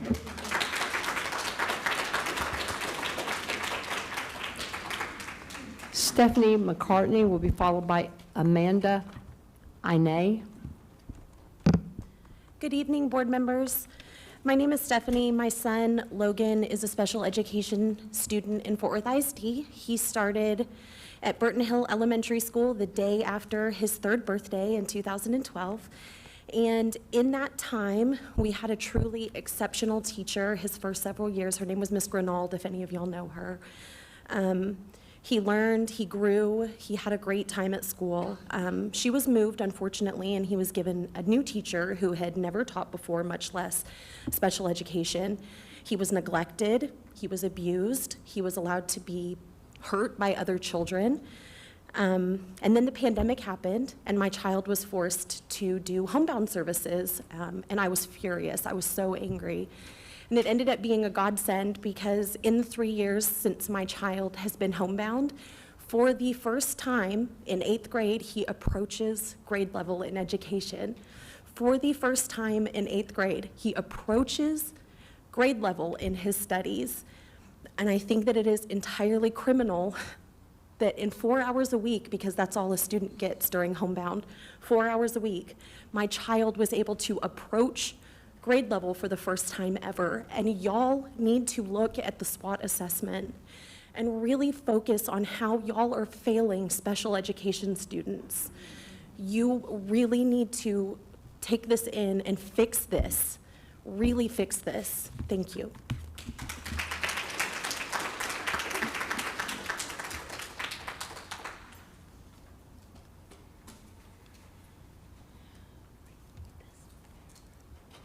Amanda Inay will be followed by Estella Williams. Good afternoon, Dr. Ramsey and board. Thank you for allowing me to be here. I've heard some disgruntledness about the curriculum of Amplify, and I would like to address that based on some results that we've gotten this year, at least in my classroom. I got these words from my students because I think it's important to have a student voice in what we deliver to them. And things my students have said. We have grown more in reading this year. It was cool how it was connected to other subjects that helped us gain more understanding. It was more interesting, and we actually enjoyed reading. We loved group discussion and being able to peer edit our papers, and we were happy to have a checklist and a rubric so that we would know what our product should look like. We were connected and related and saw ourselves in the curriculum. I'm happy to report before you is MAP data from this year, hot off the press, that 65% of my students met or exceeded their goal. And they also made 1 to 2 years gain in Lexia. 92% of my students did that, and I am super proud of them. Before you, there's that data, and also there are letters from my students more detailed about why they loved Amplify. As far as what we covered, some highlights: Renaissance, Don Quixote, Shakespeare, novel studies, early civilizations, Maya, Aztec, and Inca. We also had key events in American history, which, as you know, as a 5th grade educator, I cover in social studies. So overall, it is a very well-rounded curriculum. I would also, while I'm here in my last few seconds, like to say that there are wonderful things happening in Fort Worth ISD. I feel like we need to focus on those. So much that my family is selling our house in Eagle Mountain, Saginaw, and moving here to Fort Worth ISD because we believe in this district. Thank you. Estella Williams will be followed by Mayor Stephanie Boardingham. The quality of a leader equates to commitment, loyalty, success, preparedness, being willing to learn, and being willing to teach. Some of these qualities are missing when I think about the leadership with Fort Worth ISD, and it's very concerning.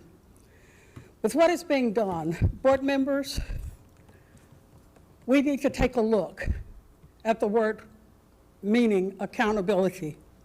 Certainly, accountability works both ways. It works from the top to the bottom and the bottom to the top. Yet, these things that I've talked about as being a leader, some of them are missing. There are individuals who have worked for this district. They have been there long before some of these young people who are here were born. They're loyal, they have been committed, they have put forth every effort that they could to show forth that they were committed to their career and to their job. Yet, the door is open. There's an exit sign, and they didn't put it there. But the exit sign is for them to see and be able to understand it's for them. We're sitting around, we see the persons who have been with us for years, who have done the job and the task, and yet they're being ushered out the door. We see especially the black male.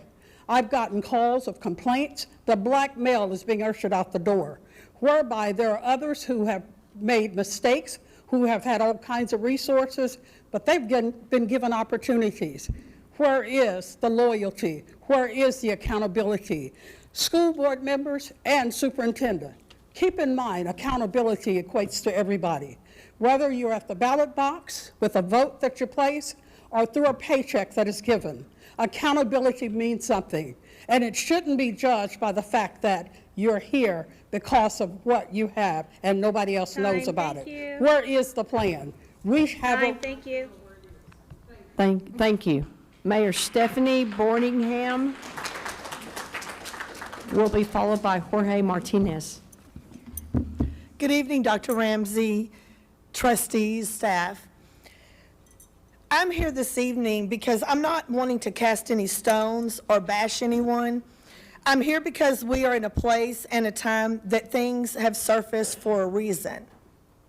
Sometimes people make decisions and do things without thinking, and now that it's been brought to our attention, it's something that I believe we need to look at. The issue that happened with the teachers dressed like a student gives us an opportunity to revisit how we got to the place where we were for this to happen. It appears to be an issue brought forward that needs our attention, and I mean our attention by a community, by each trustee, and by leaders of our communities. I don't want to blame, and I don't believe the blame is on one individual, nor a group of individuals, but I believe it's to recognize why the opportunity was there. As Fort Worth ISD leadership, we should use this opportunity as a way to revisit events such as these and ask how we can come together and be a solution to this issue. Knowing we are not the only school district that faces this issue, we can be sure that this school district can not cast stones, but come together and find a solution and become an example for others facing these same concerns. Our students are already under attack in Texas. We have laws being passed in Austin that appear to be attempting to send a message that the adults in Texas do not care about our young people. I know Texas cares, and we must stand firm in educating our youth in areas to improve their growth and leadership for the future. We are blessed to have programs like My Brother's Keeper that play such an important role in uplifting our students. One of the amazing parts of that program is the buying of suits each year. Thank you. Jorge Martinez will be followed by Sarahi Cruz. Good evening. I spoke at the board meeting on Tuesday, May 9th, but as a reminder, I'm a 6th grade English teacher at Leonard Middle School. I'm disappointed that my colleagues and I received no response after we spoke here. Dr. Ramsey, we hoped and expected that you would come visit us at Leonard. According to your schedule, the Thursday after we spoke here, you toured the new admin building on Camp Bowie, and afterwards you visited schools, but not Leonard. Leonard is just 5 minutes from the new admin building. Why didn't you come visit? We asked you for help, and I'm here to ask you for help again. Please, hear me. On Sunday, one of our students was shot and killed. Dr. Ramsey, after the shooting at Pascal High School, you addressed the incident in your Monday message, and more importantly, you showed up. You did neither for Leonard. Why? It feels like you don't care about us. It feels like you've given up on us, but you haven't even given us a chance. At the last board meeting, I spoke about how David Sines announced that Leonard would become a leadership academy this year, and how in February, we discovered that we no longer are, but we were not given an explanation. On today's consent agenda, you're approving professional development and coaching for Jaquette Middle School's math and English departments, as well as intervention materials for their summer school program. Proof that you haven't given up on Jaquette. Jaquette, which is another F-rated campus, which you've operated in partnership with Phelan Leadership Academies for the past 2 years. In March, you agreed to end Fort Worth ISD's contract with Phelan, and Dr. Ramsey, you said that during this transition, Fort Worth ISD remains focused on providing the support and resources the Jaquette community needs. Thank you for supporting Jaquette, but where's the support and resources the Leonard community needs? Where's our strong finish? I teach at Leonard, and all I see is a lack of support and a lack of resources. I'm here for the 686 students who seem invisible to you, but who are very much there. Do something, please. Thank you.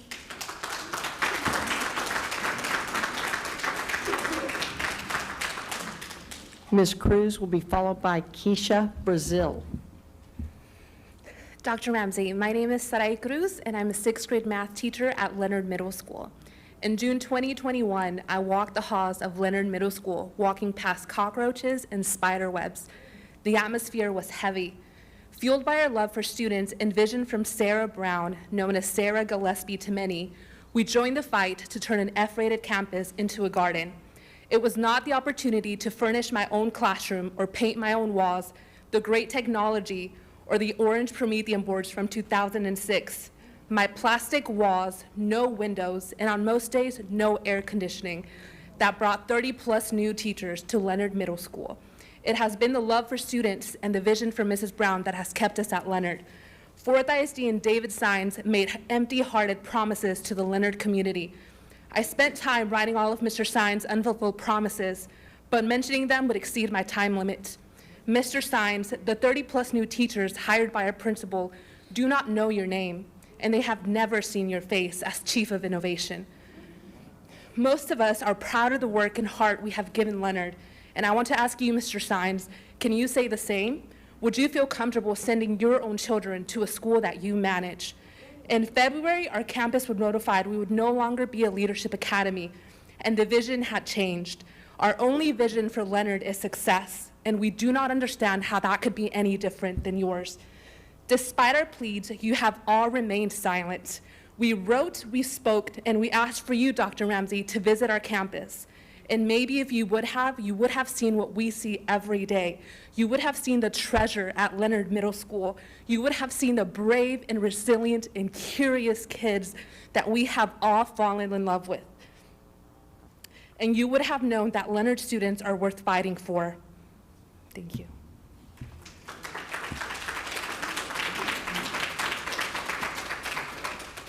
Keisha Brazil will be followed by Bishop Dr. Kirkland.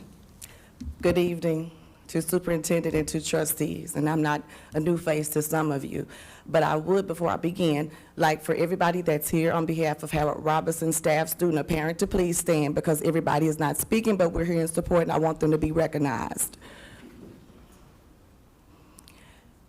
Thank you. I'm going to tell you who Howard Robinson is.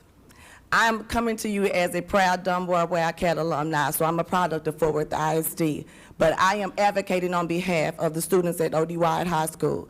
Mr. Robinson is one of the first persons on campus every day. He's faithful at coming, and he comes suited and booted. Suit, tie, dress shoes every day, and he's one of the last people to leave. He is always present in every athletic event, every academic event. He's taking pictures, he's in the hallway, he's sitting in corners, on his laptop. He hardly ever works in his office.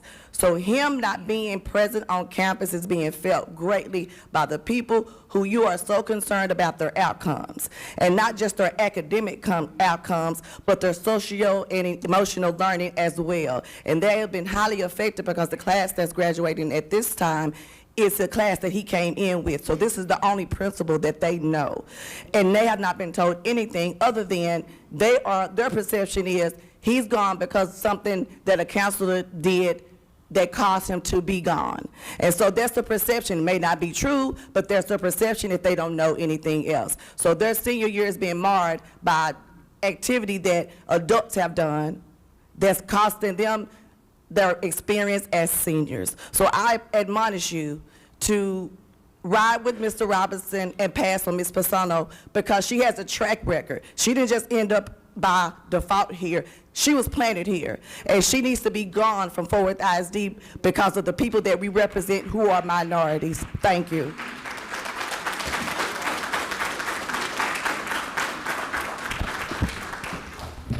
Madam Superintendent President, I'm pleased with Mr. Robinson as principal at O.D. Wyatt. I think this controversial assignment was cleverly ingenious. Sometimes it helps us to see the way others see us. This assignment, if it's done nothing else, it has all of us talking. Talking leads to change. Young Negro boys that attend that school need to see a Negro male in chief leadership position. I was summoned by faculty, staff, student, community members have called me, asking me to address this issue. I share their concerns. Now, according to the financial report tonight, the report says that they come back 9th grade. That's why they need to see him there. Dr. Ramsey, let us do our action back to make our students successful, empower students at O.D. Wyatt, and you can see what they cannot see. Mr. Robinson must stay at O.D. Wyatt. I am appalled, humiliated, embarrassed if Mr. Robinson does not attend the 2023 graduation. I am not interested in policies or rubber stamps. He must be present at the graduation or the winds of discontentment will blow many days to come. Next, I'm elated with Mr. White at the YMLA. Mr. Phillips, he has done an exceptional job at that school. President Jackson, you know, initially I wasn't even for that. I'm displeased with the faculty. I am displeased with any faculty or staff referring to schools in my village as ghetto schools. Culturally insensitive individuals must be replaced. I'm sorry, Madam Mayor. I demand her immediate termination. Things are bad when my phones ring off the walls when I'm semi-retired. Let me go home and play with my grandkids. However, I pledge to see each of my requests to their full tuition. I'm looking around this room and I see so few people I know that they retire or die.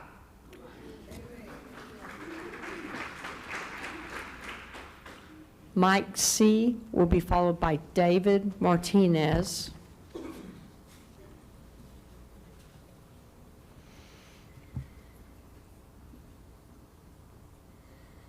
I've said a lot in the past. I have a prayer for this board and everybody in the room. In nomine Patris et Filii et Spiritus Sancti. Amen. Our Father who art in heaven, hallowed be thy name. Thy kingdom come, thy will be done, on earth as in heaven.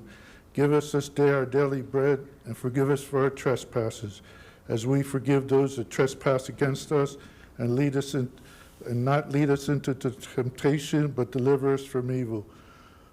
Amen. Lord, I pray for this board to provide the proper guidance in providing students a proper education and to be good stewards of the funds provided for by the taxpayers and the parents. Amen. Saint Michael, the Archangel, defend us in battle. be our defense against the wickedness and snares of the devil. May God rebuke him, we humbly pray. And do thou, Prince of heavenly hosts, thrust into hell Satan and all the demons prowling the earth, seeking the ruin of souls. Amen. In nomine Patris et Filii et Spiritus Sancti. Amen.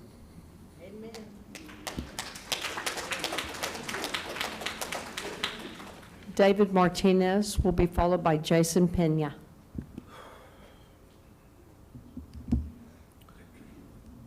Good evening.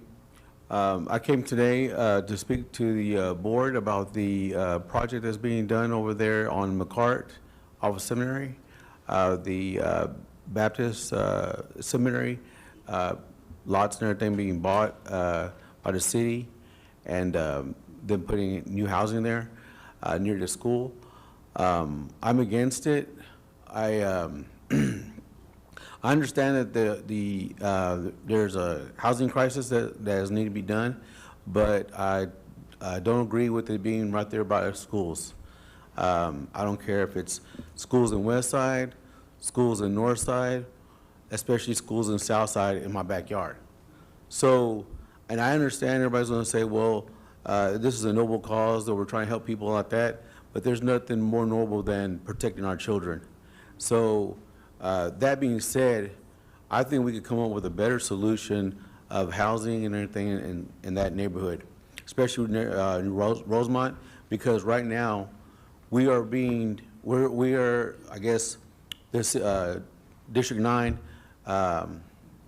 is being used where they're putting housing, low-income housing, and some down the street there's going to be housing for homeless and things like that, and put it in the South Side. I think that's going to affect our neighborhood, and I think that the Fort Worth ISD should look out for the children that are going to school there in that area. And we don't want, in that area, South Side, to become Lancaster. We don't want us, and in our housing, a lot of our taxes go toward the school, and I see that how things are being handled right now. And I just wanted to know, like, how much money is it going to be enough for the homeless? Thank you. Jason Pena will be followed by Hetty Pena. Hi, good afternoon, everyone. I didn't write anything out. I'm just going to speak from my heart. But in June, the city plans on moving homeless. They said it's for abused women and children next to my children's middle school and right in front of an elementary school. And the thing is for me is that there was no transparency. You talk to the business owners, you talk to the homeowners, they didn't know. I think there's a better solution for them. I'm asking for some more time, at least to August. I like one of the gentlemen said, the winds of discontentment. And I do believe that if you're not transparent with the people, what you're supposed to represent, and Mr. Libanos, I've seen you at the meetings. I've seen you there, so obviously, you know, you guys are involved. And I think I saw you the first time on February 9th. I was at a meeting, and I saw you at a meeting with the Familias de Rosemont. So I want to make sure that you're involved because you want to do the will of the people and not of the will of special interest, or the winds of discontentment will come upon you. And so I'm asking for some more time because there's better solutions. We need to explore other avenues. You know, these homeless, you can't discriminate on gender, so you can't say it's just for women and children. And we do know the abusers follow the people they abuse. And there's a park right behind, not 2 miles from there, you're wanting to move some more homeless. And you're not speaking to the people. So just take heed. I come civically, but if you guys go through with this, you're going to get more people that are from the neighborhood that are discontent, and they're gonna know the ones that are not doing the will of the people. So please take heed. God bless you.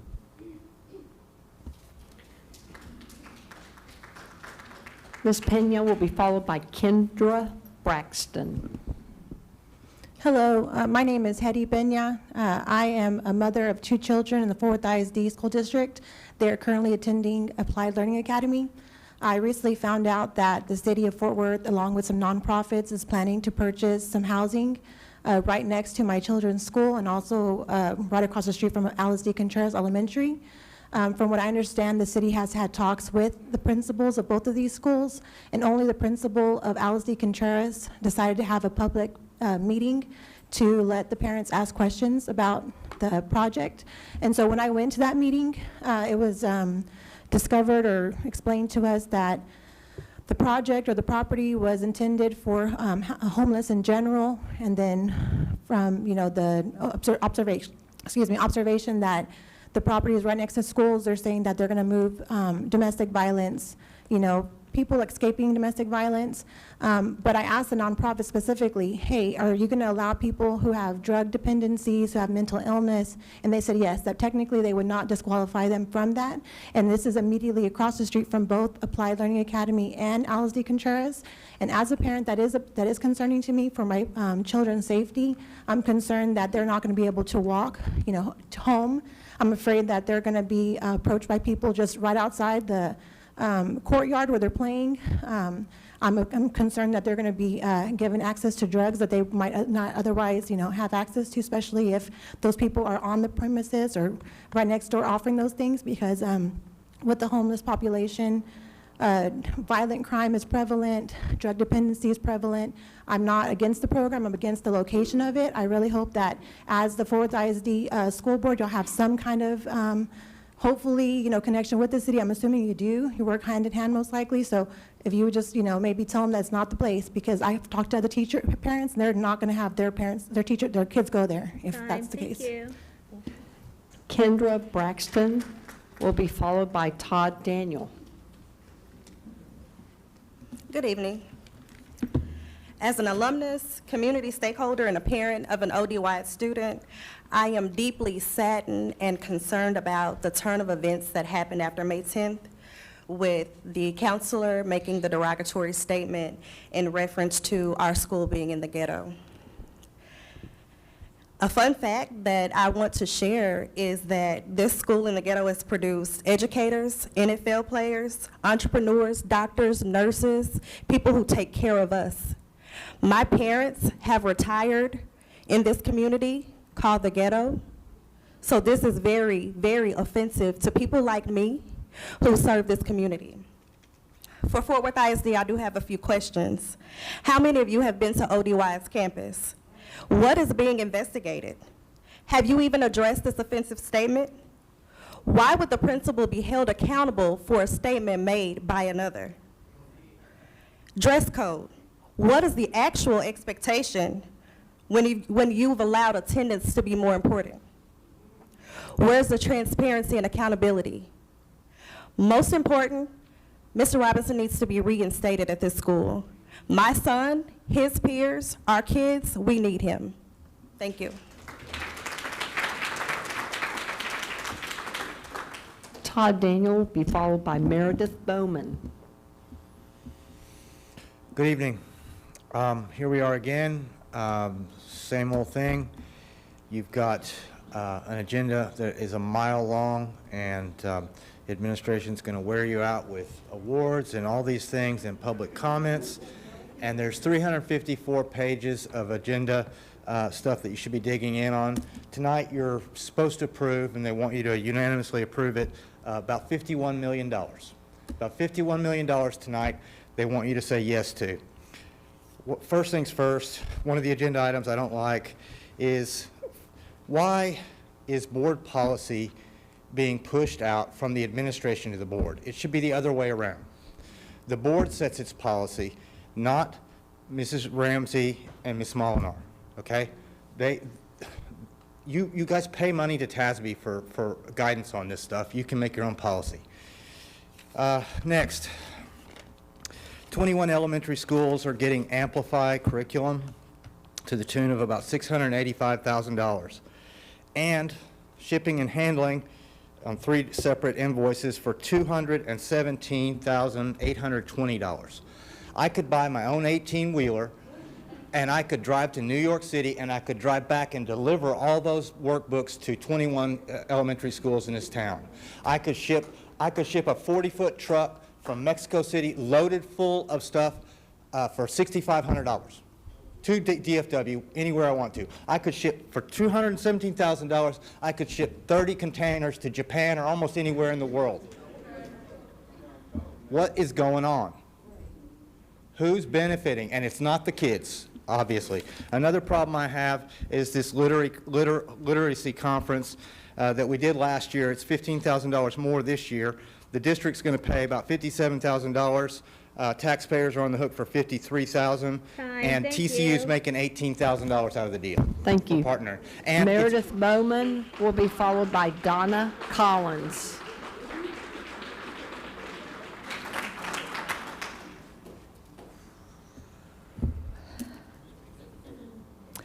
Good evening, Board, Dr. Ramsey, and trustees. Matthew 7:20, thus you will know them by their fruits. MAP testing that happens 3 times a year. If you look it up, it is actually a psychometrics assessment. According to Webster's Dictionary, psychometrics means a theory or a technique of mental measurement, the use of quantitative devices for assessing psychological trends. Psychometrics is also a branch of psychology. This is exactly what the MAP test is doing. The NWEA MAPS website lists and all their researchers are all a psychometric team, not academic team. Did you know one of the financial supporters of NWEA MAPS is the Bill and Melinda Gates Foundation? There's an interest in assessing our children's behaviors and their brains. Many teachers do not like this test because it forces growth shown on a computer adaptive assessment. There is zero paper trail. Guess who else supports this? Mike Morath, TA Commissioner. There's a shift happening with online testing from STAR to MAPS. 88th legislation has had Mike Morath's support in 2 Amplify bills, HB 1605 and Senate Bill 2565. This is his way for Proclamation 2024, an all-online curriculum with a $2.44 billion price tag to be ushered in education. Lots more online. Superintendents, admin, teachers, and our most vulnerable of all, children, are being used as commodities. Dr. Ramsey, you have taken many trips to Austin the last couple of months and have met with many legislatures, but what have you been meeting about? What is going on? Side note, Amplify is going to cost $4 million to be ushered in this year. I sent every one of you an email about that. As Mr. Daniel said, the $200,000 for delivery alone. I have sent emails, like I said, and Dr. Ramsey, you mentioned you would get back to me with an answer. That was Thank you. Thank you. Donna Collins.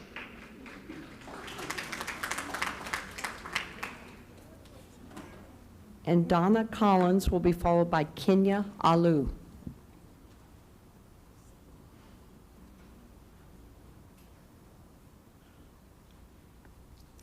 Thank you. I'm Donna Collins, and I'm speaking on action item M. You're asking to renew a contract for district-wide legal services from 24 different law firms on an as-needed basis at a cost of $1.2 million for 1 year.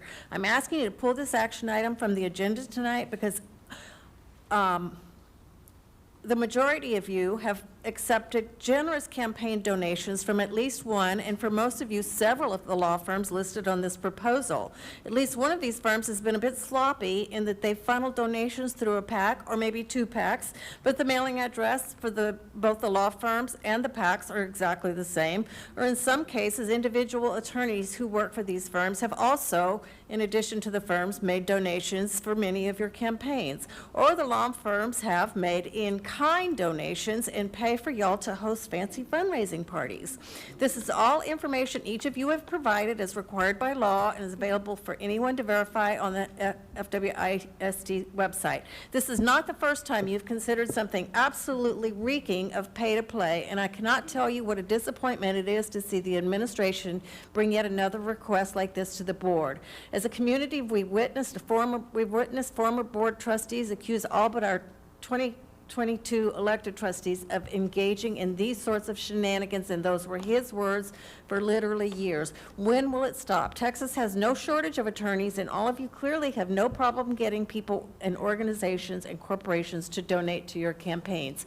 Either quit taking their money to get reelected, or quit approving the district rewarding these donors with taxpayer dollars in the form of contracts for services to be rendered. Protect the integrity of the very office which you have been elected to represent, and pull this item from the agenda until you can purge this list even a hint of the shenanigans you have documented engaging in this history. Time, thank you.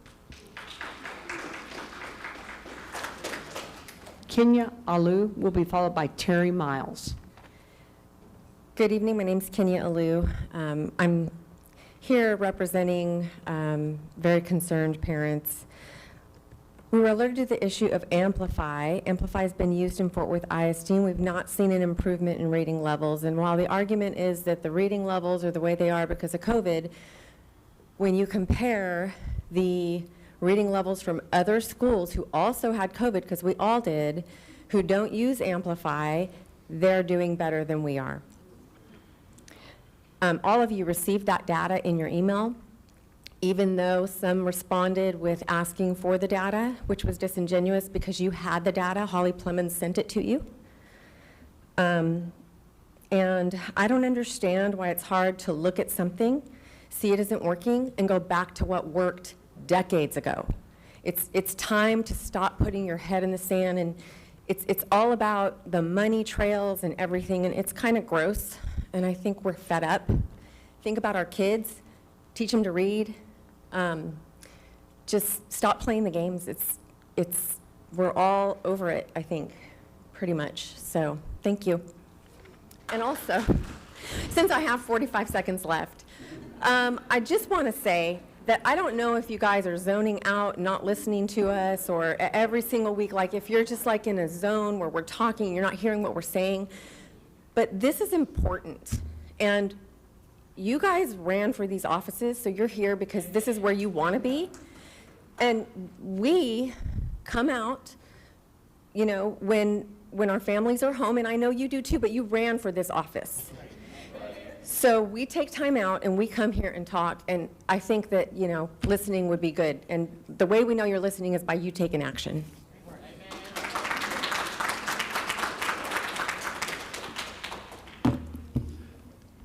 Thank you. I'm Terry D.T. Miles, Class of '86 ODY Alumni Association Parliamentarian and Fine Arts Liaison, and also I attended Prairie View A&M University, and I'm a founding member of God's Property, which is a Grammy Award-winning act. Also, I wouldn't have done none of that if it hadn't been for O.D. Wyatt. My first thing I want to get to, it's not that egregious for you guys to remove Mr. Robinson for maybe slight lapse in judgment, but for you to not understand and undertake what he's actually mean to these students on this campus and also the other educators is actually beyond my understanding. These kids need this man in this school every day. He should not have been removed in the first place, but yet and still you chose to leave in Ms. Paseo, and from my gleaning from speaking with the students and also with the teachers, this lady, a counselor, is rude, disrespectful, condescending, and her attitude is she'd rather be anywhere else than O.D. Wyatt. You need to make sure she's not at O.D. Wyatt or any other school in Fort Worth ISD. And as for the superintendent, I do understand that you are responsible for the personnel matters, but my advice to you is to do better. Mr. Robinson should be reinstated, his contract should be renewed, and he should be there regardless of what has happened. Now, as far as this other lady, like I said, I've spoken with the teachers and also the students. She's not a fit for any teacher. She should not be around anybody's child. And also, too, the word on the street, the new superintendent, never met you, only saw you, that you are actually bringing in people from your old district to replace people here in Fort Worth. Won't be tolerated. Trustees, you guys need to remember, our vote put you in those seats. We can take you out of those seats just as well. So we can either be a feather in your cap or a pain in your ass. You pick which one you want us to be.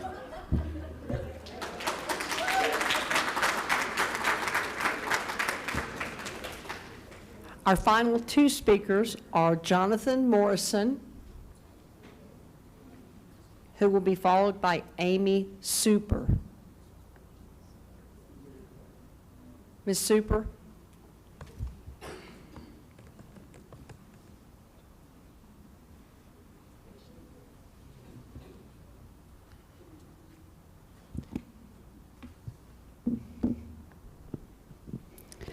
consent agenda item O. Right now, if you're an assistant super, chief information officer, associate super, division chief, deputy super, or the superintendent, you are required to either reside within the district or agree to and establish residency within the district within 12 months of the effective date of employment. And you must maintain the Fort Worth ISD residency to keep your position. Tonight, you're asking to remove this residency requirement for the highest paid employees in this district. It is vital that employees in leadership roles reside within Fort Worth ISD's boundaries. Doing so clearly establishes the employee has a tangible investment in the success of our public schools. Why are you wanting this change? Are you having problems with getting some new staff members hired as a result of this? Has this already been an issue for some of your recent new admin hires? Are you getting pushback because these folks want to be able to enroll their children in bordering ISDs with better student outcomes, less discipline-related issues, and lower property taxes? Please continue to require these highly paid administrators to reside within the boundaries of Fort Worth ISDs, just as you, our board trustees, must do. You're also asking to change the line of succession for the board officers to make it to where the only trustee who's eligible to be elected by the board to be the next board president is the trustee who is currently the vice president. Kind of silly to do an election when only one trustee, current Vice President Quentin Phillips, will be the only trustee eligible to be selected to be president. I also find the board's timing for this to be at best surreptitious because you waited to postpone this until now, the first board meeting after the election, with both our current board president and vice president were both reelected. Please strike the changes, keeping the election of the board president a true election, not a line of succession. This is not a British monarchy. I remember when you tried to push this line of succession thing back when Dr. Ramos was still on the board. I remember the hissy fit he threw when Dr. Ryan, when he pushed back the revision, did not get approved. Dr. Ramos is gone. The time for being bullied by fellow trustees in a public meeting is over. Vote this down.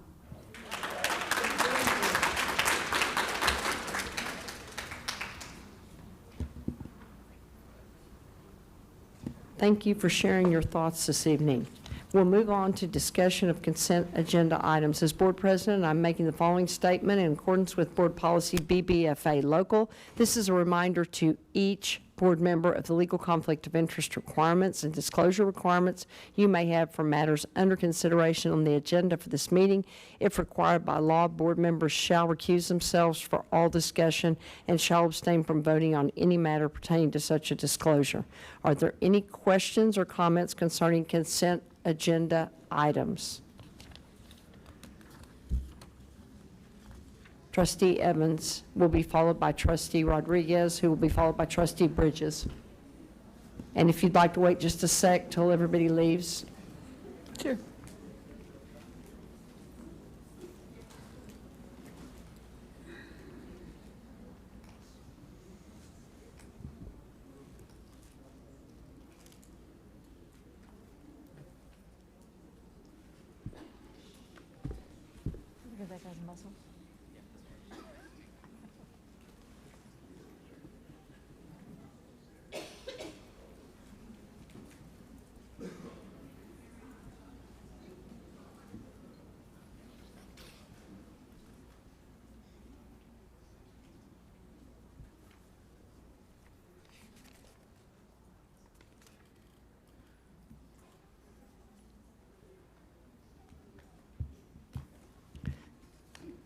Trustee Evans, you ready to go ahead? Yeah, thank you.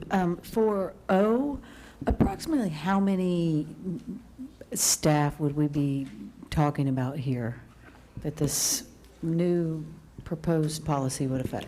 So it would not affect me as the superintendent. I would continue to live within the boundaries, and that's something that we probably want to make sure that's in my contract. So it would potentially be up to 6 employees, but that could be, that's the maximum. Am I forgetting anyone? Is it 8? It's 8. Yeah, I'm sorry. Yeah, it's 8 employees.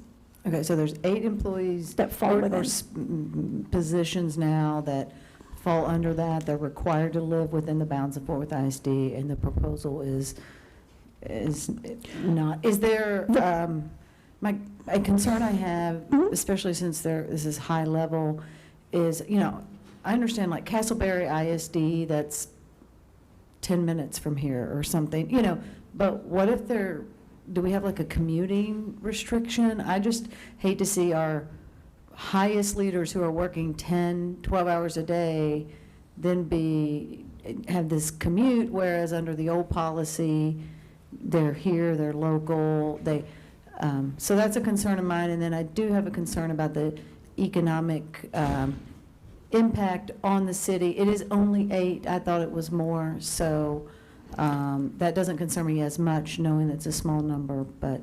We're bringing, our proposal is to bring ourselves into alignment with the other school districts across the state. How many others? It was like, I think I read 35, and so of the 35 that we examined, 24 districts do this? No, there's only one other school district that has some language about it being optional. So we're bringing ourselves in alignment to that so that we allow our staff that have families that may already have a home outside, and it doesn't restrict them from working in Fort Worth ISD for those 8 employees. But we're only going to be come in alignment with one other district that's doing it this way? With all other school districts in the state. All the other, okay, so how many? There's one school district that the board asked us to look at superintendent contracts, policy, and we looked at policy, we looked at superintendent contracts of all the urbans as well as the school districts across the state, and there was one that had a similar requirement, but it wasn't mandatory. But again, that the superintendent should always remain living within the boundaries of the school district. Okay, so out of all the schools in Texas, including all the large urbans that we studied, only one requires these upper echelon of 6 or 8 people to live in the district, the rest allowed to live outside of the district's bounds. Either it was completely silent or there was no policy restricting boundary for where the employees lived. Okay, and I'll just, go back to that concern about having commuters. I understand there was a former employee, he's no longer, or that employee's no longer here, but that employee who was working several hours, 10, 12-hour days as a leader was then commuting over an hour each way. And so that, I feel like, detracts from that executive's work. So could we explore language that would restrict commuting time? Maybe you don't have to live within Fort Worth ISD, but you can't live in, Allen or something, or, because that would detract from their ability to perform. It's just a thought. I know this is just the first reading, but just want to get it all out there.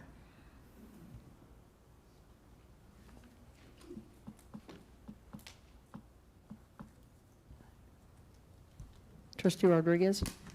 Yes, I'd like to move consent agenda item O to action. Yes, ma'am. Do you have anything else, ma'am? Okay, Trustee Bridges? Consent agenda item B4 to action, please.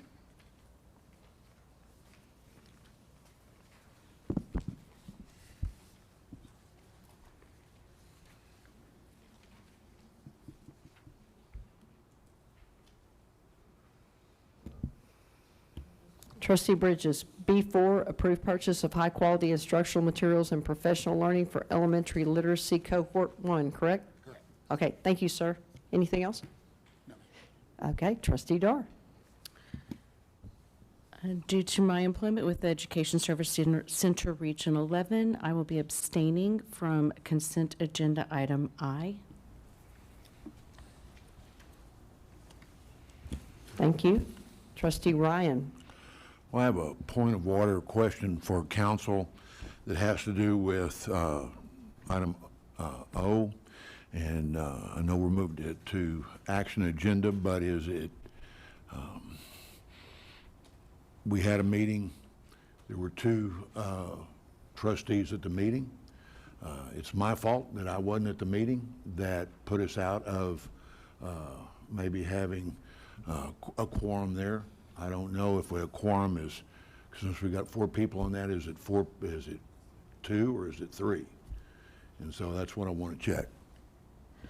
The board committees, there is no quorum. The only action that a board committee would take is a consensus to move something to the full board. So no action happens at a board committee. Okay, thank you. So I concur with Dr. Ramsey, Dr. Ryan. Board policy with respect to our internal committees is silent on what constitutes a quorum at a committee. But just like Dr. Ramsey said, a board committee does not take action. I guess there was a recommendation to bring this policy up to y'all. As far as any kind of procedures in the future, if you would like to ensure that any recommendations to the board are only handled when there's a quorum of the committee, not the board, but of the committee, that's something that we could discuss adding into our policy, but right now, as it stands, it's silent. Okay, I was just worried because I didn't make it on the Zoom. I didn't want to mess it up.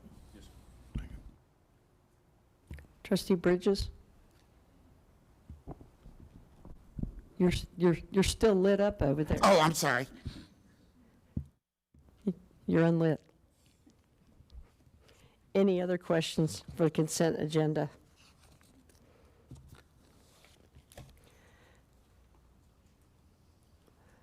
The time is 7:53 p.m. The date is Tuesday, May 23rd, 2023. We will now recess and reconvene for executive session as authorized by Chapter 551 of the Texas Government Code under Sections 551071, 2, 4, and 6. I want to thank each of you that are here and thank each of you that were here tonight.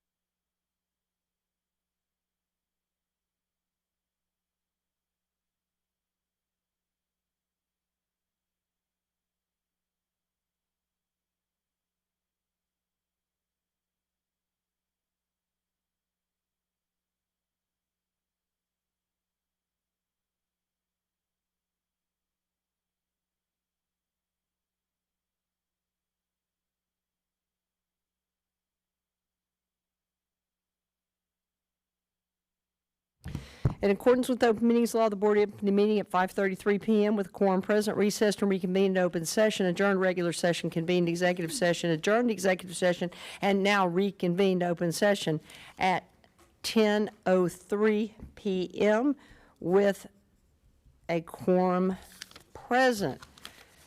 We'll move to 14 on the agenda, which is accept consent agenda. Please note that Trustee Rodriguez has requested that item O be moved to action. We will do that, and we will take each of those policies separately.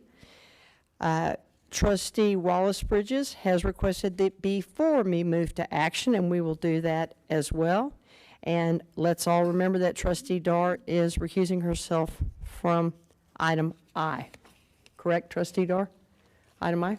Yes, that is correct. Okay. With all of those exceptions, I will ask for a motion for the consent agenda and a second.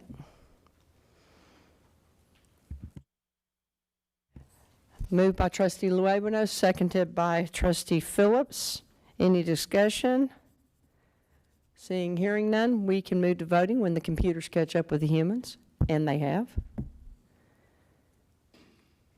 And the motion passes 8 yes, 1 no. And the no is Dr. Michael Ryan. Moving to 15A, where we will take the 3 items. We will start with B4.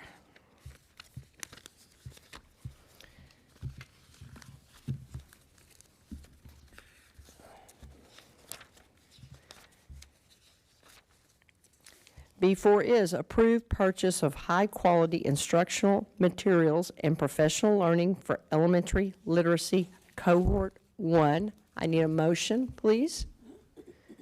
Moved by Trustee Dar. I need a second, please. Trustee, who was it? Phillips? Yes, I'm trying to get my second. Did Trustee Phillips with the second? Now let's move to discussion. Trustee Dar and Trustee Evans are on the board. Trustee Bridges, were you on the board and I made you unlight? Okay, we'll take Trustee Bridges first, then move with Dar and Evans. Thank you for your patience, sir. Here's some of my concern. Probably over the last year and a half, much of the feedback that I have been getting from a lot of educators, and it comes from 2 different buckets. I always put there's some who just like will complain about just about anything that I've come across. It's a small percentage, but then I look at the other bucket, those who are passionate, who will run through a brick wall when it comes to their students. And the repeated thing I keep hearing, particularly on the Amplify, that the way it's designed, because many of our kids are so far behind that it's not designed to, which, you know, it's good to have the rigor, but it's not designed to catch them up, because you've got to keep moving. And with many of our kids, particularly our kids, are coming to the table already sometimes 2 and 3 grades behind. And my concern is that not being able to meet the needs for our kids. Thank you. Trustee Dar? Thank you, President Jackson. In a short period of time, I have been inundated with some data. And I did read the emails, and I have read the data. The data that was shared does not accurately reflect the Amplify curriculum, because only 21 schools were actually using the curriculum when that data was gathered. And so it just looks at Fort Worth as a whole as far as reading scores go, and it doesn't disseminate those schools that actually were using the amplified curriculum. And so that's not necessarily a good representation of the way that this curriculum is being used in the district. And so my inclination as an educator is to go to the educators, and because they are the people who are teaching reading, and they have been through teacher training programs. Many of them have been through 6, 7, and 8 years of school to be equipped to teach in a classroom, and they are the curriculum and they are the education specialists. And we are never going to have anything with 100% buy-in, because we're far too large for that, and that's just not the way the world works. But I did get some feedback from several teachers. One of them, and I'm just going to read you some of it. Please tell me that Amplify is here to stay. Our school data says it all. Amplify Texas recognizes the importance of a comprehensive and inclusive approach to reading instruction. Their instructional materials are designed to cater to the unique needs and backgrounds of students from diverse communities. This is from a 28-year veteran teacher who has been at the same campus all 28 years. She says this is the first year we were rated an A, and they received 5 out of 6 distinctions. Amplify has been the most effective tool to make my students grow. My Tier 3 students, and those are the students that you're referring to, my Tier 3 students demonstrated a high level of growth based on MAP data because of Amplify. Another teacher says that with its tailored approach and interactive features, Amplify has not only nurtured their language and vocabulary skills, but also cultivated a deep passion for learning and creativity. And then another teacher says that the program, which is aligned to the science of teaching reading, has helped to develop our students' essential literacy skills, including foundational skills, fluency, comprehension, vocabulary, and critical thinking. The rigorous and highly engaging lessons have enhanced the oral language proficiency skills of our students and have equipped them with lifelong skills necessary for academic success. So I love hearing that kind of feedback from teachers. There's always different levels of efficacy with which any curriculum is used. And Amplify is a phonics-based curriculum. I think we all know it's a science of teaching reading based curriculum. It has been, it's not one that Fort Worth ISD found, it's one the state of Texas found and is encouraging districts to be using. When we look at several of the schools who have been implementing this curriculum with fidelity, and these are overall campus ratings, and I know that this does not disaggregate specifically the reading scores for a campus, but let's be real, every STAR test is a reading test. You can't take a math test if you can't read. You can't take a science test if you can't read. You can't do the writing portion if you can't read, because they're all related. At Harlan B, I'm sorry, this is Meadowbrook Elementary. They went from an 81 to a 95 on their accountability rating. Harlan Beale went from a 59, an F-rated campus, to a solid 85. So they are a B-rated campus. Eastern Hills went from a D, which was a 68, to a B, an 82. Atwood McDonald went from an 81 to, with a 10-point gain, to a 91, so they're now an A campus. Springdale Elementary went from an 83, which is a B, to a 90, which is an A. Versa Williams went from a 74 with an 11-point gain to an 85. And those are the schools that I did a little bit of a deeper dive with. I will never, ever advocate that any curriculum is perfect, because it's not. And the real, where the rubber meets the road is what that teacher does with the curriculum and how they use the curriculum and the skills that they bring to the classroom as the trained educators to use that curriculum is where we really see the growth in students. But I also know that every elementary school we're going to have a lot more data at the end of this year, because every elementary school in the District of Fort Worth ISD is using Amplify curriculum now. And now we're going to need to be looking at the MAP data, because we can't compare the STAR from last year to this year because they're two completely different tests. So that's comparing apples and oranges, and we want to make sure that we're comparing apples to apples.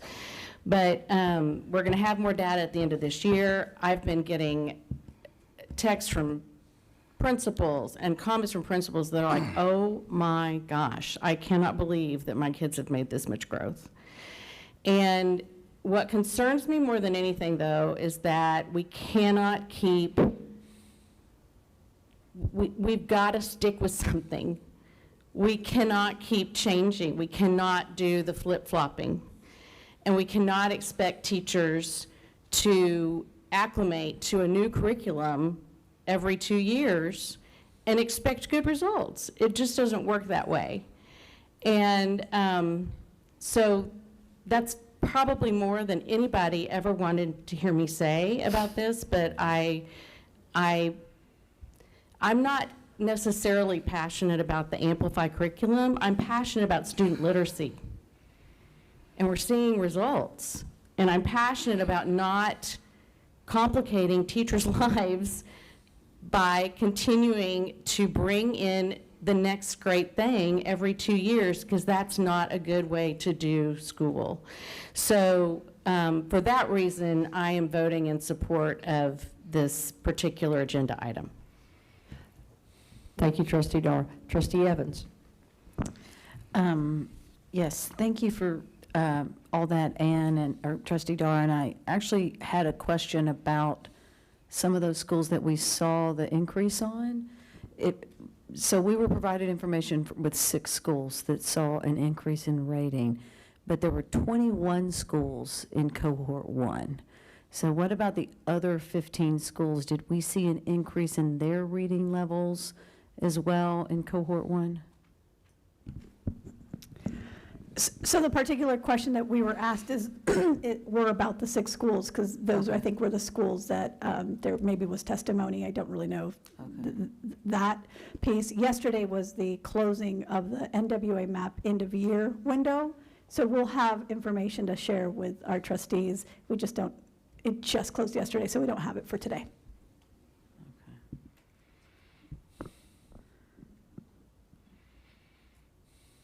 And I know this particular item is just cohort 1. So this is the schools that have, the 21 schools that have been using it this year.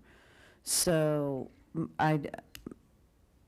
my concern echoes Trustee Dar's about these 21 campuses, they're not going to have to re-implement a new reading program or a new reading curriculum next year because they're already doing it.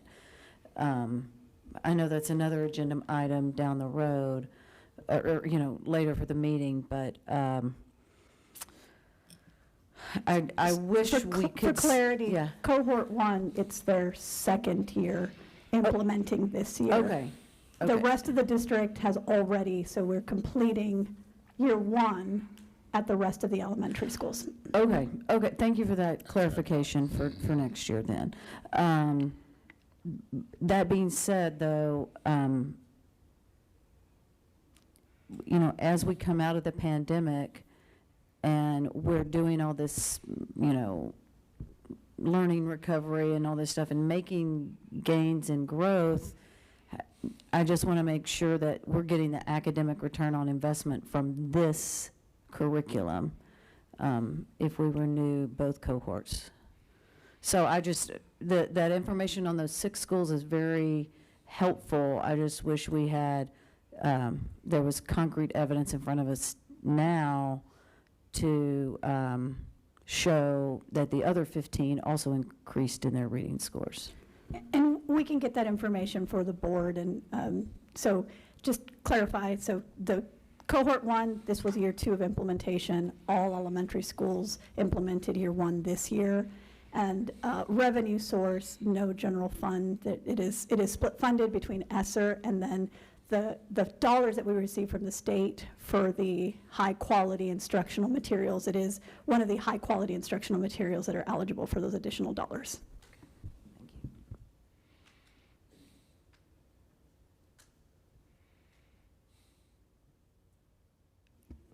Trustee Evans, are you good? Okay. Trustee Ryan? The concern I've got is one that came up from the audience earlier, where we're spending so much money on shipping and handling. I know books are heavy, that we've got to get in, and transportation is not cheap, but we had a set price with the state of Texas on Amplify and how they worked it out with the commissioner before they did this, and this is kind of like adding on.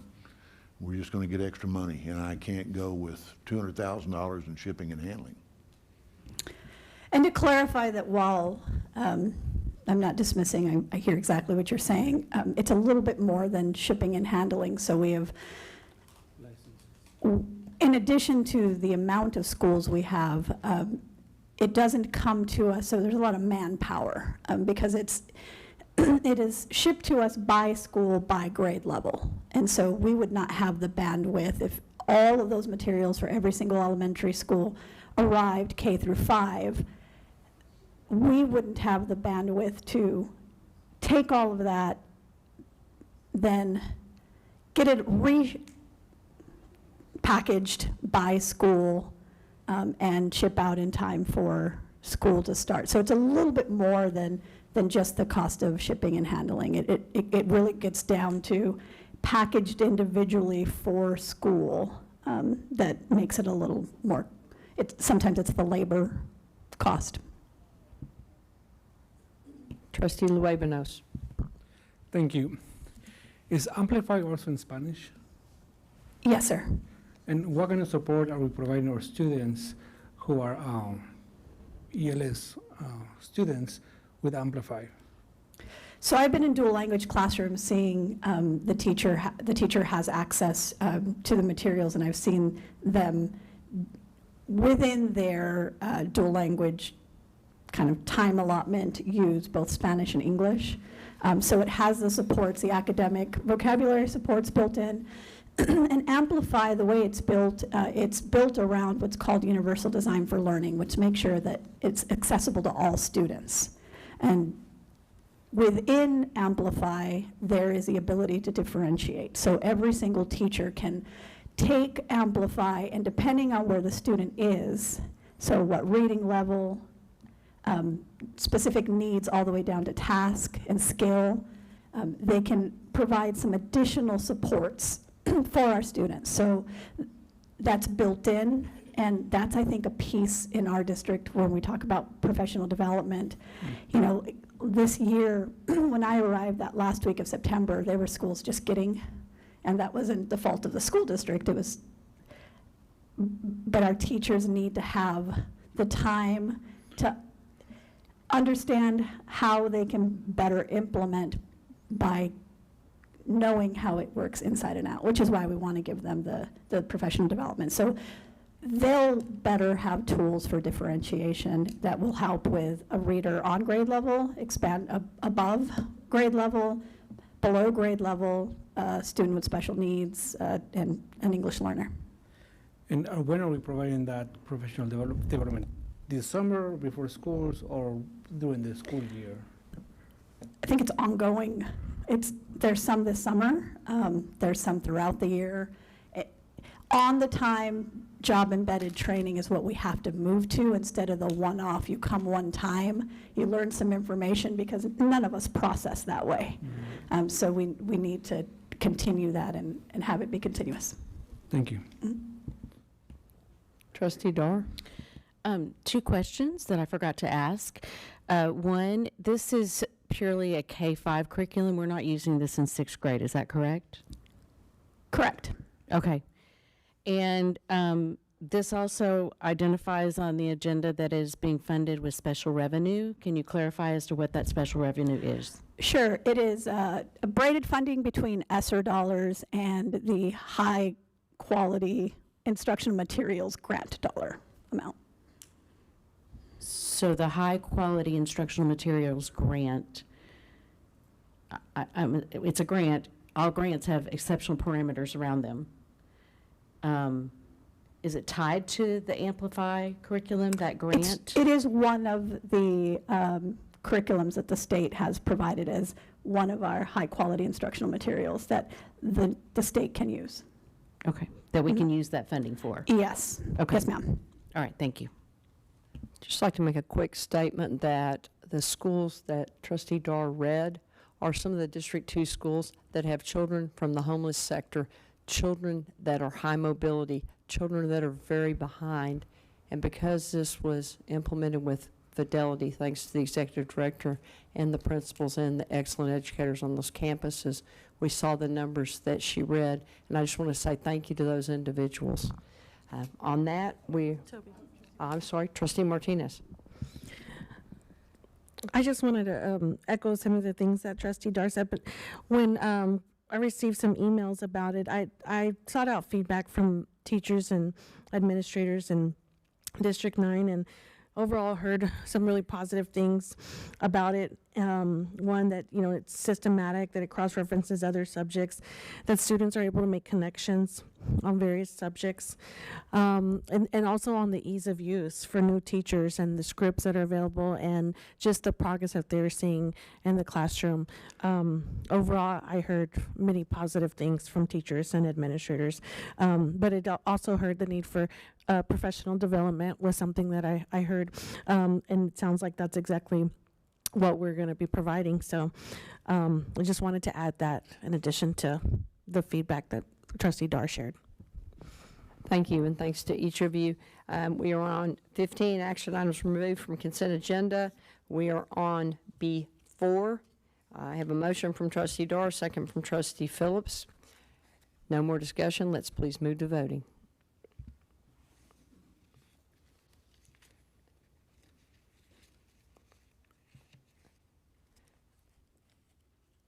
And the motion passes with 6 yeses, 3 noes. The noes are Trustees Evans, Bridges, and Ryan. Moving to policy BDAA,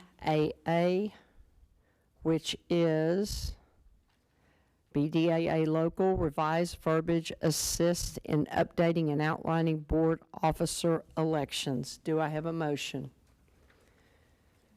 Trustee Phillips' motion.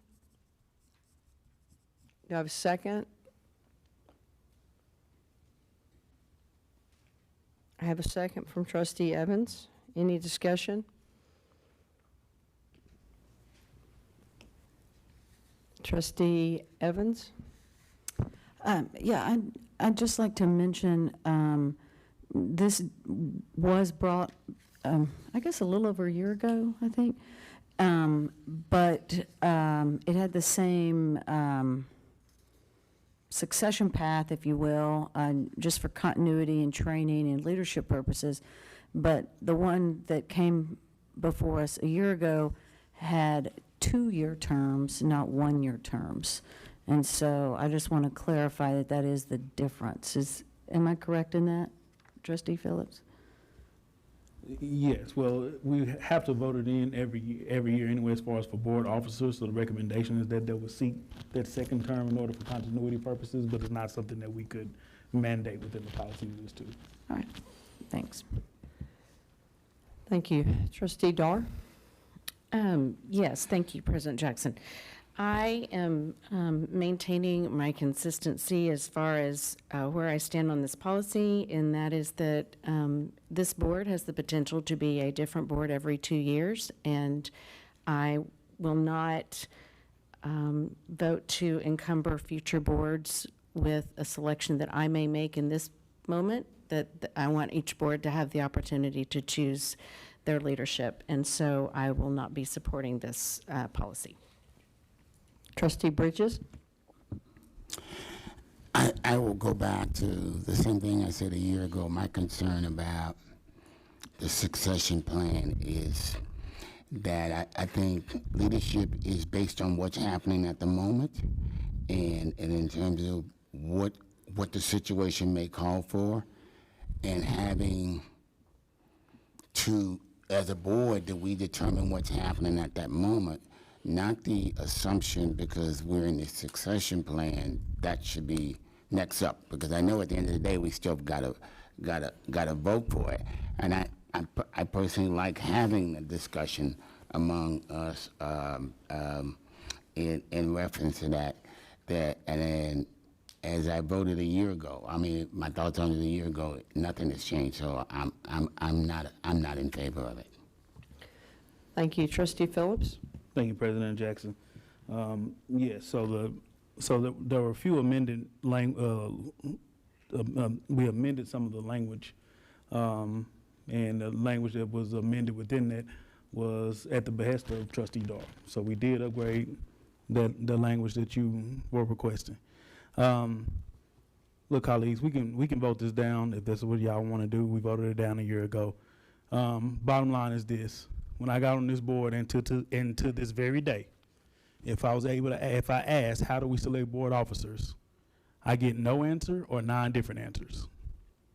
And what it really does is it breeds that room for politics of, well, I want to be this office, or you scratch my back, I scratch yours, all these things. This has been the reason why the policy committee, made up of 4 of us across 2 different eras now, have come to the conclusion that we need some kind of plan in place about how we select board officers, 2, a succession plan that eliminates at least politics at the top.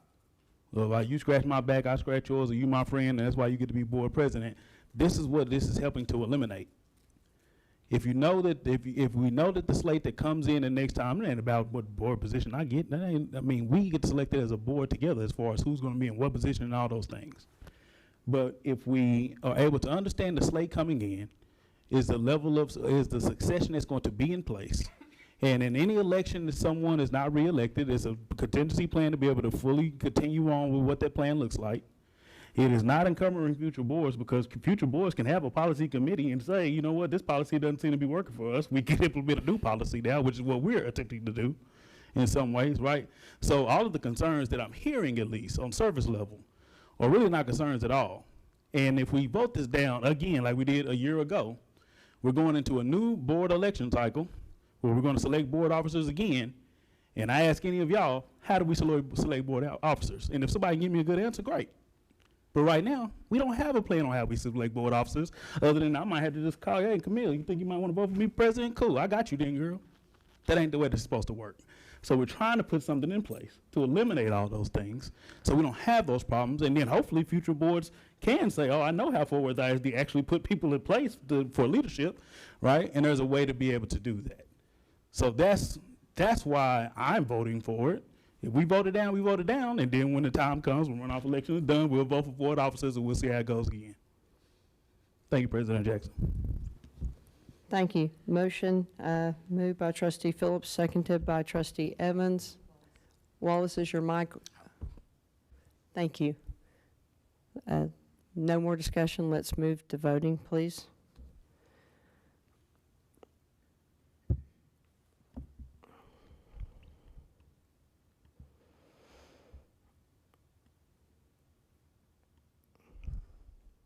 Missing 1 vote, I believe. And the motion fails. 3 yeses, 6 noes. Moving to O.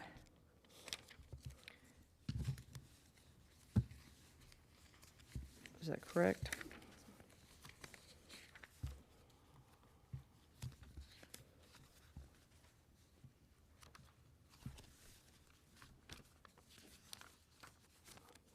I'll get there.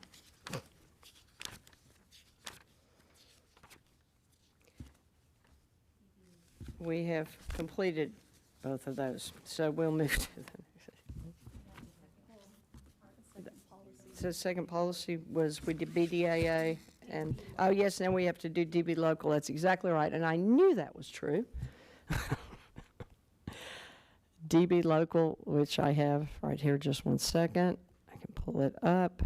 39 Texas independent school districts were reviewed, and 25 districts require superintendent residency only within their districts, outlined in policy in the superintendent's contracts. The remaining 14 districts did not speak to superintendent's residency in policy.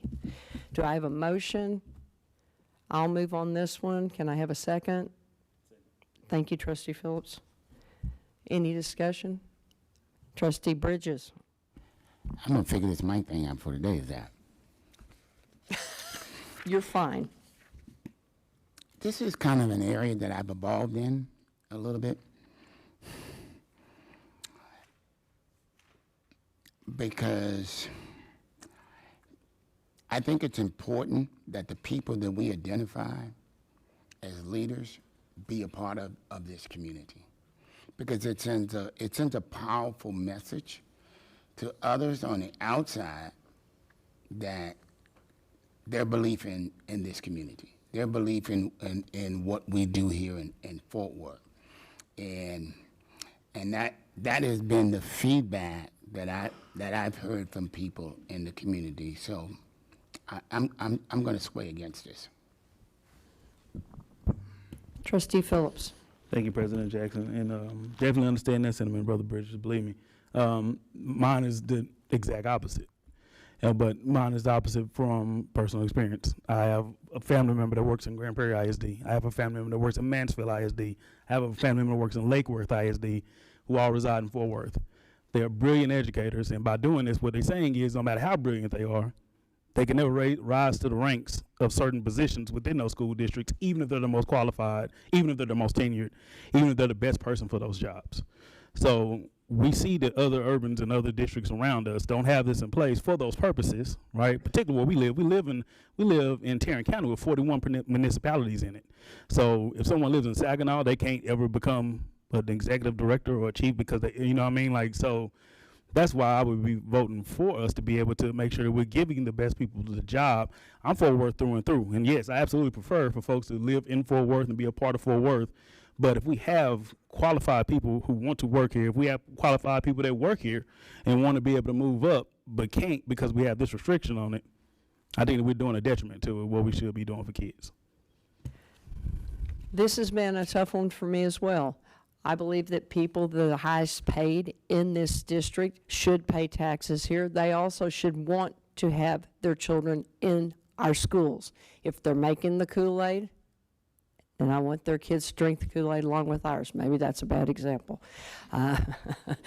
Maybe if they have the water bottle, they want, I don't know. It's late. What time is it? 10:36. I might be goofy. But what I'm trying to say is I also agree with Trustee Phillips, and I agree with Trustee Bridges. I want the best people here too. And there are sometimes extenuating circumstances.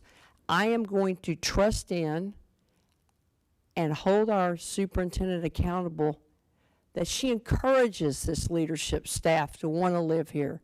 And if there is someone she hires because they are the best in the business, I want them to want to move to Fort Worth. And so I'm going to support the superintendent in this request. I didn't initially, but I will this time, with the caveat that I believe she will and the leadership team will work to attract people to live in this community.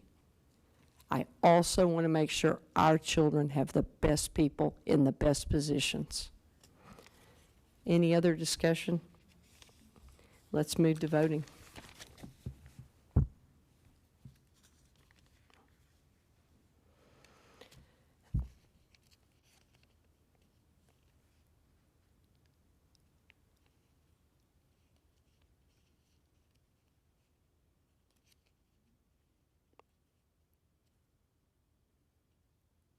And the motion fails, 4 yes, 5 no's. Moving to action item B, do I have a motion to accept the personnel recommendations discussed during executive session? Trustee Ryan? Do I have a second? I'll take the second. Dr. Ramsey? Thank you. I'm proud this evening to have 3 recommendations. The first recommendation is for the Executive Director of Transportation, and that's Myron Wilson. Thank you. Any discussion? Please move to voting.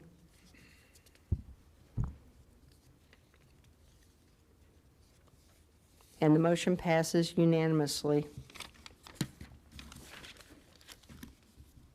Let's move to action items. 16A, discussion and action to approve proposed termination of certain term contract employees for good cause pursuant to Chapter 21 of the Texas Education Code. Trustee Evans. Oh, I'm sorry, we have 3 positions. Well, there was a discussion beforehand about one of 3. So this evening, I'm proud to recommend, as Executive Director of Humanities and Academic Support Initiatives, Mary Jane Bowman.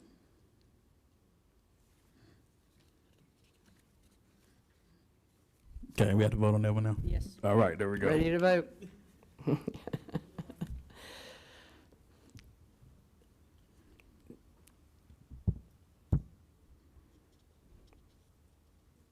And the motion passes unanimously. Moving to the third individual, please, Thank Dr. you. Ramsey. Proud to recommend this evening as Executive Director of Career College Military Readiness and Enrichment, Dr. Lisa Castillo.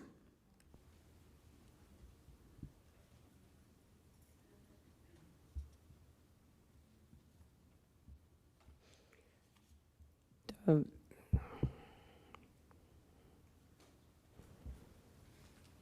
motion passed.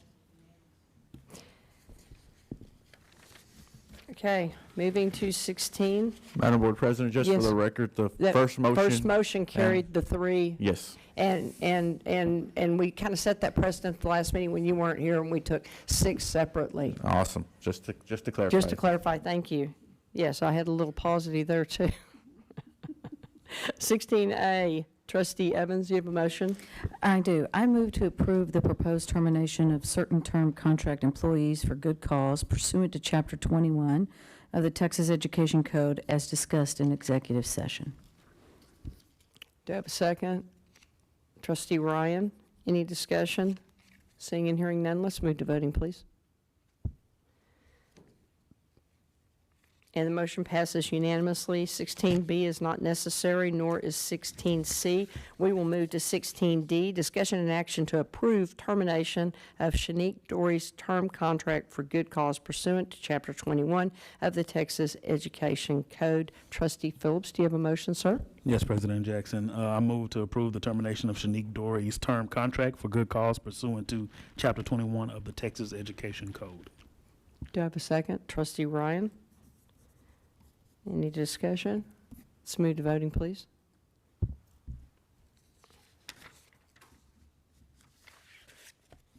And the motion passes unanimously. E is not necessary this evening. We will move to F, discussion and action to approve the renewal and awarding of probationary and term Chapter 21 contract of specified certified employees for the 2023-2024 contract year, including but not limited to campus professionals, campus administrators, principals, executive directors, associate superintendents, and executive officers. Do I have a motion? Trustee Ryan, second. Trustee Evans, any discussion? Seeing and hearing none, let's move to voting. And the motion passes unanimously. Moving to G, discussion and action to approve ratification of student internet connectivity lines. Do I have a motion? Trustee Phillips, do I have a second? Trustee Luebanos, any discussion? Please move to voting. And the motion passes unanimously. H, discussion and action to approve ratification of additional expenditures for alternative shuttle services. Do I have a motion? Trustee Martinez, do I have a second? Trustee Bridges, any discussion? Seeing and hearing, No, I have- Trustee Evans? What are the, it says under rationale, the approval of the shuttle will support the transportation needs of the McKinney-Vento students. What are those students? Oh, go ahead. It's Those are our homeless students. Okay. And are they, I guess the shuttle is going to different areas of town? So our unhoused students have protections, and one of them is that to provide them continuity of care, they can continue to attend their school. So they may live even outside of Fort Worth ISD attendance boundaries. They may live in another city. And if they're continuing to attend a Fort Worth ISD school, then we have to transport them. We have to, or we're choosing to? No, we have to. Okay. Is that a federal or state reg? It's a federal law. Okay.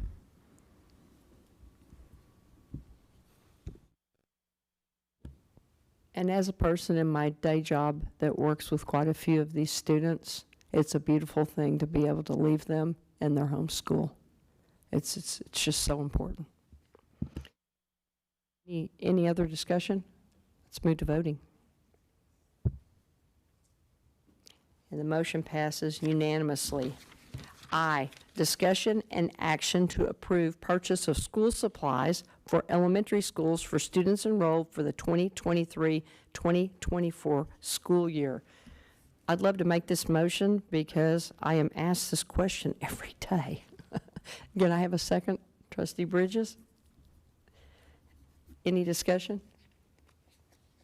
Let's move to voting. And the motion passes unanimously. Moving to J, discussion and action to approve purchase of state-adopted science instructional materials. Do I have a motion? Trustee Ryan, have a second? Trustee Evans, any questions or discussion? Let's move to voting. And the motion passes unanimously. K, discussion and action to approve purchase of high-quality instructional materials and professional learning for elementary literacy, Cohort 2. Do I have a motion? Trustee Dar, I'll take the second. Any discussion? Trustee Dar, and then Trustee Evans. I would just like to repeat my comments that I made earlier in support of the other Amplify item, agenda item. Thank you. Trustee Evans? This 2.8 million, is that annually or over the life of the curriculum?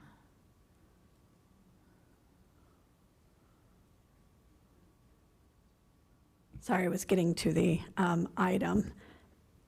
These are the consumables, correct? Karen, these are the consumables? Yes, some of them are consumables. Also includes professional development. So this could change according to what we decide to purchase as we go forward each annual year.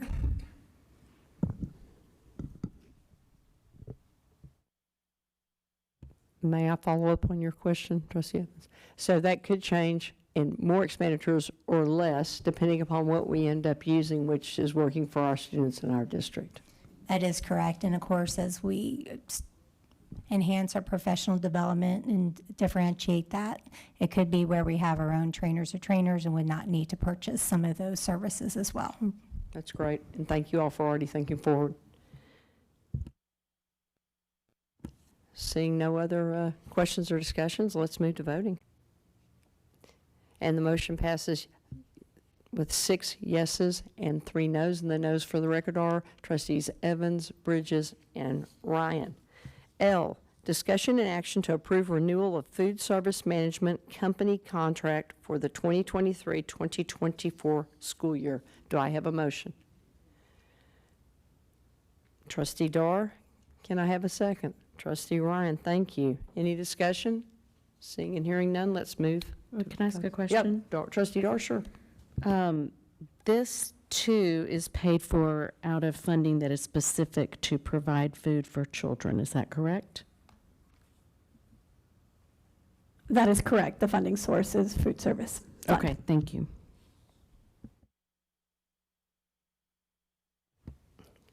May we move to voting? And the motion passes unanimously. M, discussion and action to approve renewal of district-wide legal services. Do I have a motion? Trustee Phillips? Do I have a second? Trustee Evans? Any discussion? Seeing and hearing none, let's move to voting.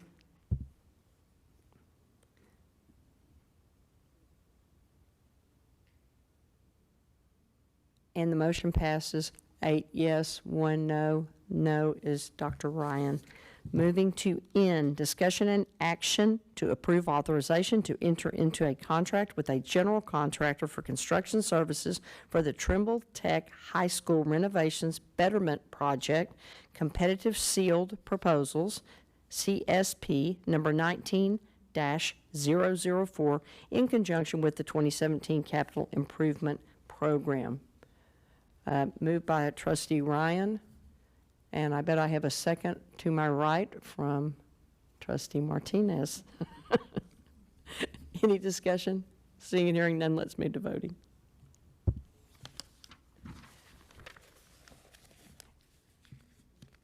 And the motion passes unanimously.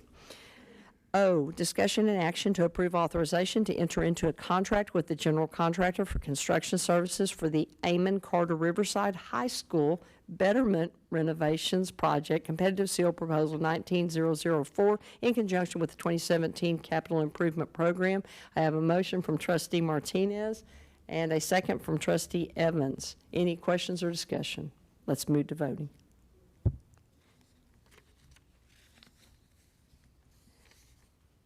Motion passes unanimously. Moving to P, discussion and action to approve authorization to enter into a contract with the general contractor for construction services for the Western Hills High School betterment renovations project, competitive seal proposals 19004, in conjunction with the 2017 Capital Improvement Program. Do I have a motion from Trustee Ryan and a second from Trustee Evans? Any discussion? Let's move to voting. And the motion passes unanimously. Moving to Q. Look to you for a motion. Discussion and action to approve closeout contract with Byrne Poter JV for job 011211 and authorize final payment in conjunction with the 2017 Capital Improvement Program. Do I have a motion? Trustee Ryan. Do I have a second? Trustee Evans. Any discussion? Let's move to voting.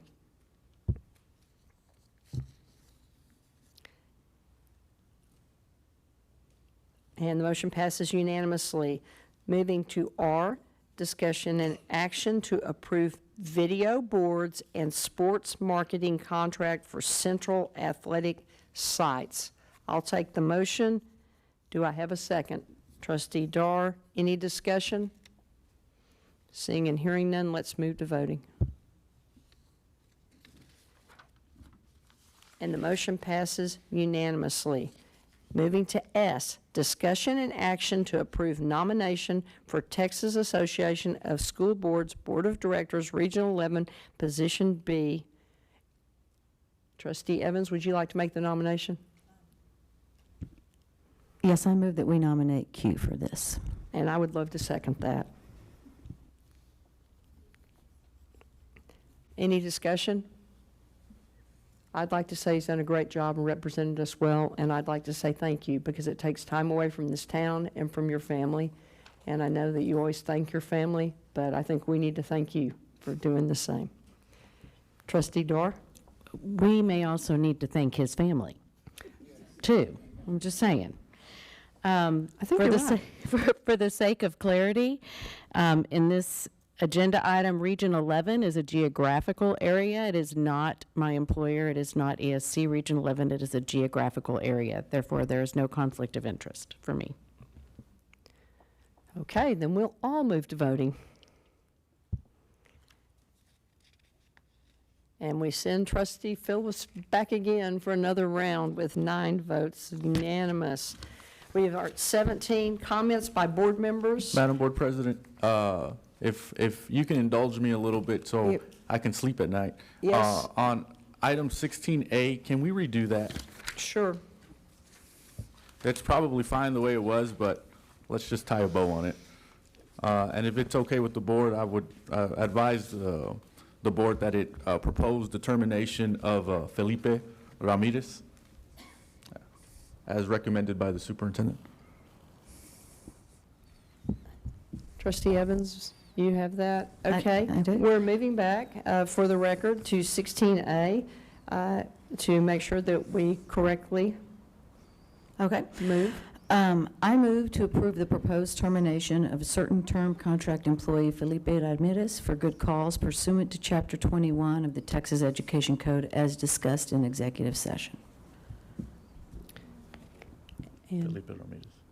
Trustee Ryan, would you like the second again? Thank you. Okay, we'll all move to voting unless there's any discussion.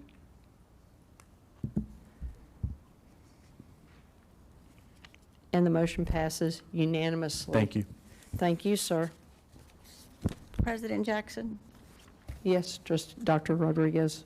I'm sorry, I just thought of this, and I should have said it earlier, but on the residency policy, what is it, BD, or whatever, I'm wondering if the superintendent and staff would like to look at it and bring back language saying something like a waiver policy, or I understand what Trustee Phillips and President Jackson said and what Trustee Bridges said, but sometimes there are extenuating circumstances, and I don't want to lose very capable employees due to the residency. So if there's extenuating circumstances, if you can put that language in there, but still know that our number one priority is to live in Fort Worth ISD. Thank you, Dr. Rodriguez. And I want to thank this entire board tonight. You all have worked very hard, and you've all worked well together, as always. And I'm going to say it again, you're the best board I've ever had the opportunity to work with here, and you'll be even greater if you have short comments.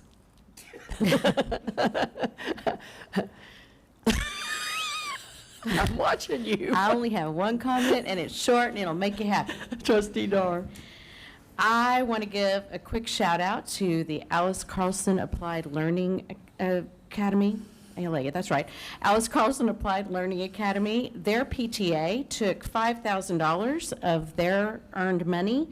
They provided food, lunches, and gift cards for 5 campuses that did not have active PTAs during Teacher Appreciation Week, and for one of the Fort Worth ISD departments. They shared their benevolence and their appreciation for a staff that they did not know, for 5 staff, 6 that they did not know, by giving them food and gift cards. And I want to commend them for sharing what they have with others, and that is truly a gift of appreciation, and I hope that they feel appreciated too. So thank you. That's awesome. Trustee Phillips. Thank you, President Jackson. Mine, unfortunately, is not unbeat, but I did want to just pay homage to and recognize that Fort Worth ISD community did lose a young person this week. As we heard about earlier, a young person from Leonard Middle School is no longer with us, and we truly care. We're very saddened by that loss, and of course, you know, the thoughts and the prayers are for real with that family, but we want to be able to be who we can be in this moment for that school community, for that family as well. So if we could just take a brief moment of silence, and then we can go back to our comments.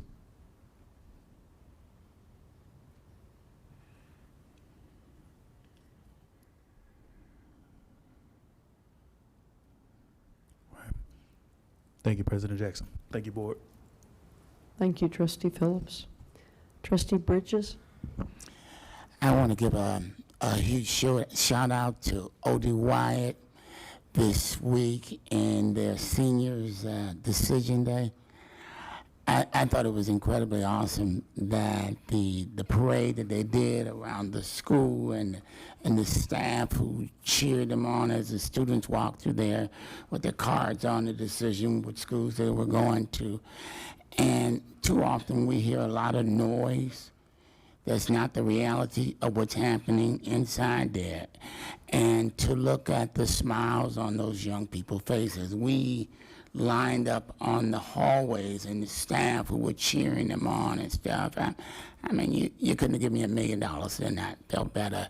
That I thought that was incredible, and you can see the look on their faces that they really enjoyed it. So good shout out for you guys. Thank you. Trustee Martinez? I want to give a shout out to the Fort Worth ISD Visual and Performing Arts Department and all their support across the district for the spring concerts. I was able to attend Riverside Middle School spring concert, Carter Riverside spring concert, Meacham and Diamond Hills combined spring concert. And so they were all phenomenal performances. So thank you to all of their directors and staff that lead our students and make them better each day. So shout out to that department and all of the different bands and groups that performed over the last couple of weeks. And then also wanted to give a big thank you to the foundation for the Young Women's Leadership Academy for hosting another incredible signing day for those ladies. Thank you. Dr. Rodriguez? Oh, yeah. Sorry. I just want to give a shout out to Trimble Tech. They had their Spring Fest, I think a couple of weeks ago, and it was great. School spirit and class camaraderie. They had softball game or kickball against each classes and tug of war, and it was funny and it was fun. And then I'd like to acknowledge a senior student who emailed me and says you need to come and see all the good things happening at Trimble Tech. So I sought him out, and he is a great kid and going on to college. So I appreciate that, and I'd just like to thank all my board members. Sorry. And I'd like to acknowledge that our elementary school teacher of the year came and spoke in support of Amplify, and she is a great teacher, and she is all over the community, and she's an example of what our school district has to offer. Thank you. Trustee Evans? Yes, I just want to say thank you to all our teachers for such a great year. This year has been another challenging year on the heels of COVID, and then another layer of challenge here in Fort Worth ISD with new leadership, and it's been a good challenge, and all teachers and staff have risen to it. And I just want to say thank you, and shout out to the parents too, who are helping their kids finish strong, because I know it takes a lot, and it's been a great school year, and I'm really so appreciative of everyone's hard work in every corner of the district so we can finish strong. Thank you. Trustee Luebanos? Thank you. I want to echo Trustee Evans' comments. Thank you to all the teachers and all the staff across the district, from our campus monitors to the people mowing the grass, to our people here who are here late nights with us for another successful year, and we are looking forward to coming back next year and continue to be in the right path, which is way up. Thank you. Thank you. And we'll finish off with our superintendent, Dr. Ramsey. Thank you. I want to echo similar sentiments. So I want to start with our students, because that's why we're here. Congratulations to every single graduate of that class of 2023. We know that it's just the beginning for you. So we just want to make sure that you know that we honor you and we're so excited for you. To our staff members, but to our retirees, we don't get an opportunity to thank the retirees that spend their lives. When you go into education, I typically say, leadership is a lifestyle, it's not a job, but being in education is a lifestyle, it's not a job. From our custodians to our teachers to our principals, all of our staff give their lives to serving the children in the communities that they serve, and we don't thank them enough and we don't honor them enough. And into the school year is a really good time to do that. I know some parents that have reached out, they're sad because the school year is ending while the staff is happy that the school year is ending, because it's tough. You know, we're trying to do 12 months of work in 172 days. It is probably the most stressful job that you can have, is to be an educator in whatever role that is. And so I just want to say thank you, and I look forward to us coming together and being, you know, one Fort Worth. And I can't think of any better words than to adjourn on at 11:03 p.m. We're adjourned.